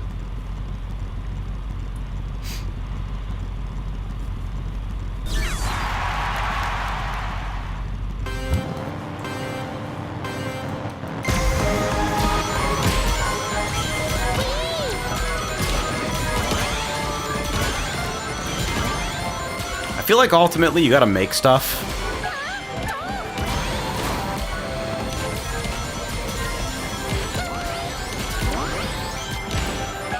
Oh, Jesus. Unintentional snap drift killed the shit out of me. You gotta make stuff and you gotta try really, really hard to, like, not let your life be dictated by fucking the influence of capitalism while you're making it, which is, of course, impossible. But, like, you gotta try really hard anyway.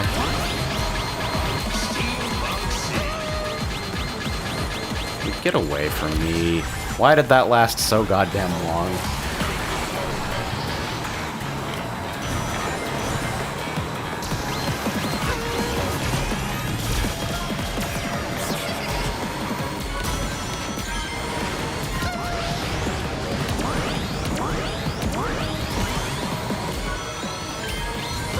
I wonder how far I can make it with just this. Just like...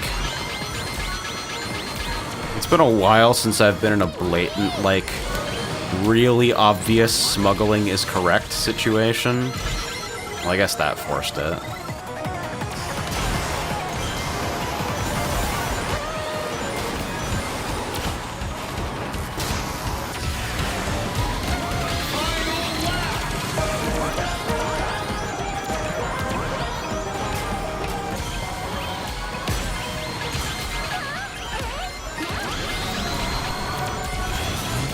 Jesus, look at the minimap.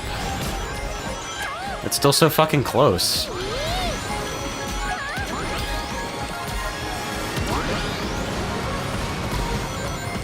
It's like all the actions you take on lap 1 and 2 are just a fucking LARP, dude.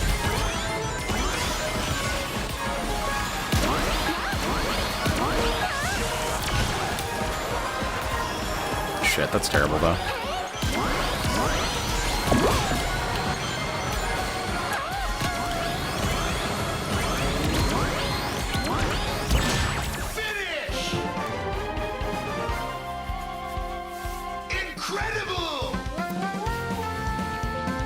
Ooh.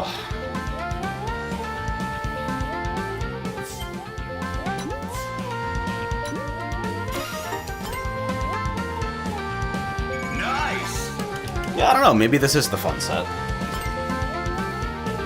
I'll play like one more and then probably call it a night.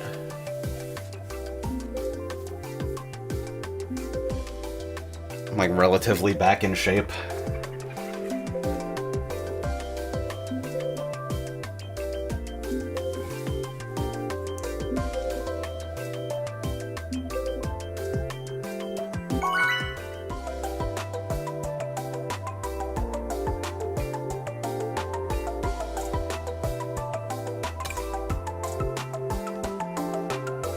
Sure.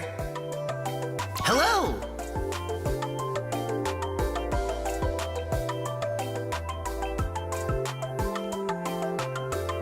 I feel like I've been yapping nonstop for the last 30 years.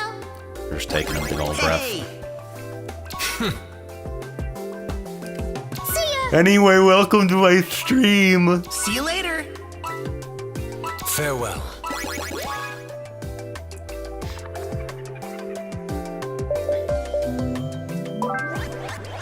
Hi, we like bad games. Based.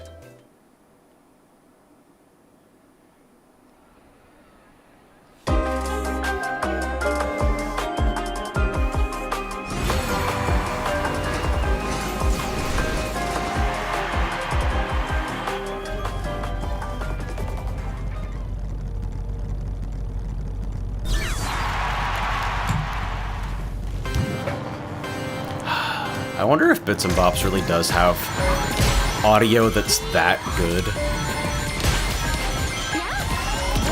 I recently had kind of an agitating experience where I'm like, oh, the Project Heartbeat engine is just better than Project Diva.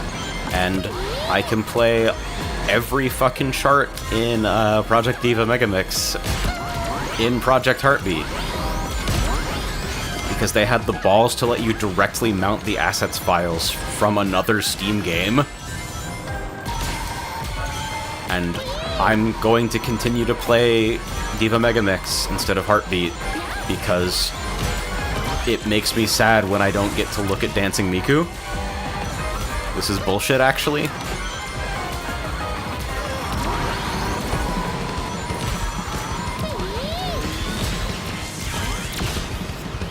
Steampunk City.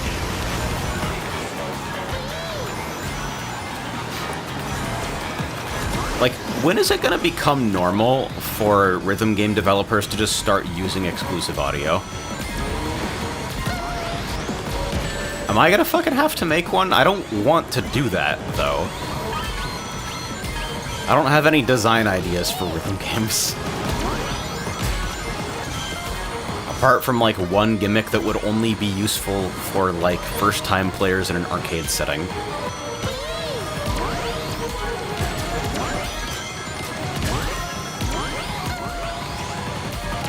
It's not all that expensive. Like, not everybody has ASIO hardware, sure, but, like, WAS API exclusive is still, like, way faster than WAS API shared.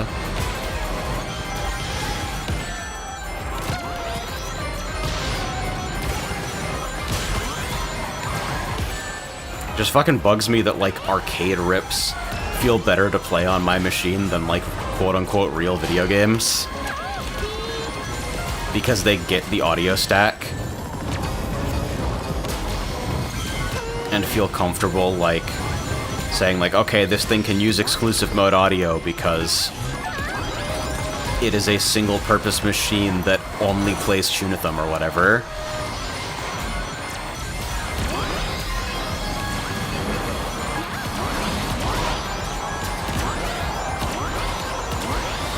Trying to do those little drifts so that I don't get displaced quite as much. Is this the audio version of Use Exclusive Full Screen? Yes, basically. It is, I'm not super familiar with the technical low-level stuff, but basically it's like, hey, please give me a direct path to the audio device and don't process it and don't let other things in. I need a direct pipe. And the result is usually, like, significant improvements in latency. Things that offer an exclusive mode versus a shared mode, the exclusive mode is almost always significantly faster. The controller is in stock, but not the US warehouse one. Ganbare, you will play your arcade games soon. Alright, I've had enough. I think I've found the set that I want to play for a bit, and I probably will take another long break from Crossworlds because, Jesus Christ, this game is like... it makes me so tired sometimes. I wanna understand it on its own terms. I don't want to fucking throw away the things that I interact with as just being, like, bullshit Skinnerbox randomness, but, like, so often they appear to be bullshit Skinnerbox randomness in such a clear way that it's difficult for me to, like, engage my brain otherwise. And it sucks because this is stapled to, like, a handling model that I really, really enjoy using, and see, like, comparatively really few tweaks would actually make this really, really based and appeal to my type of brain specifically, but would hurt its casual appeal, which is what made it review so goddamn well in the first place, so... I don't know, maybe I should kill myself. Race car takes flight and jumps a fence.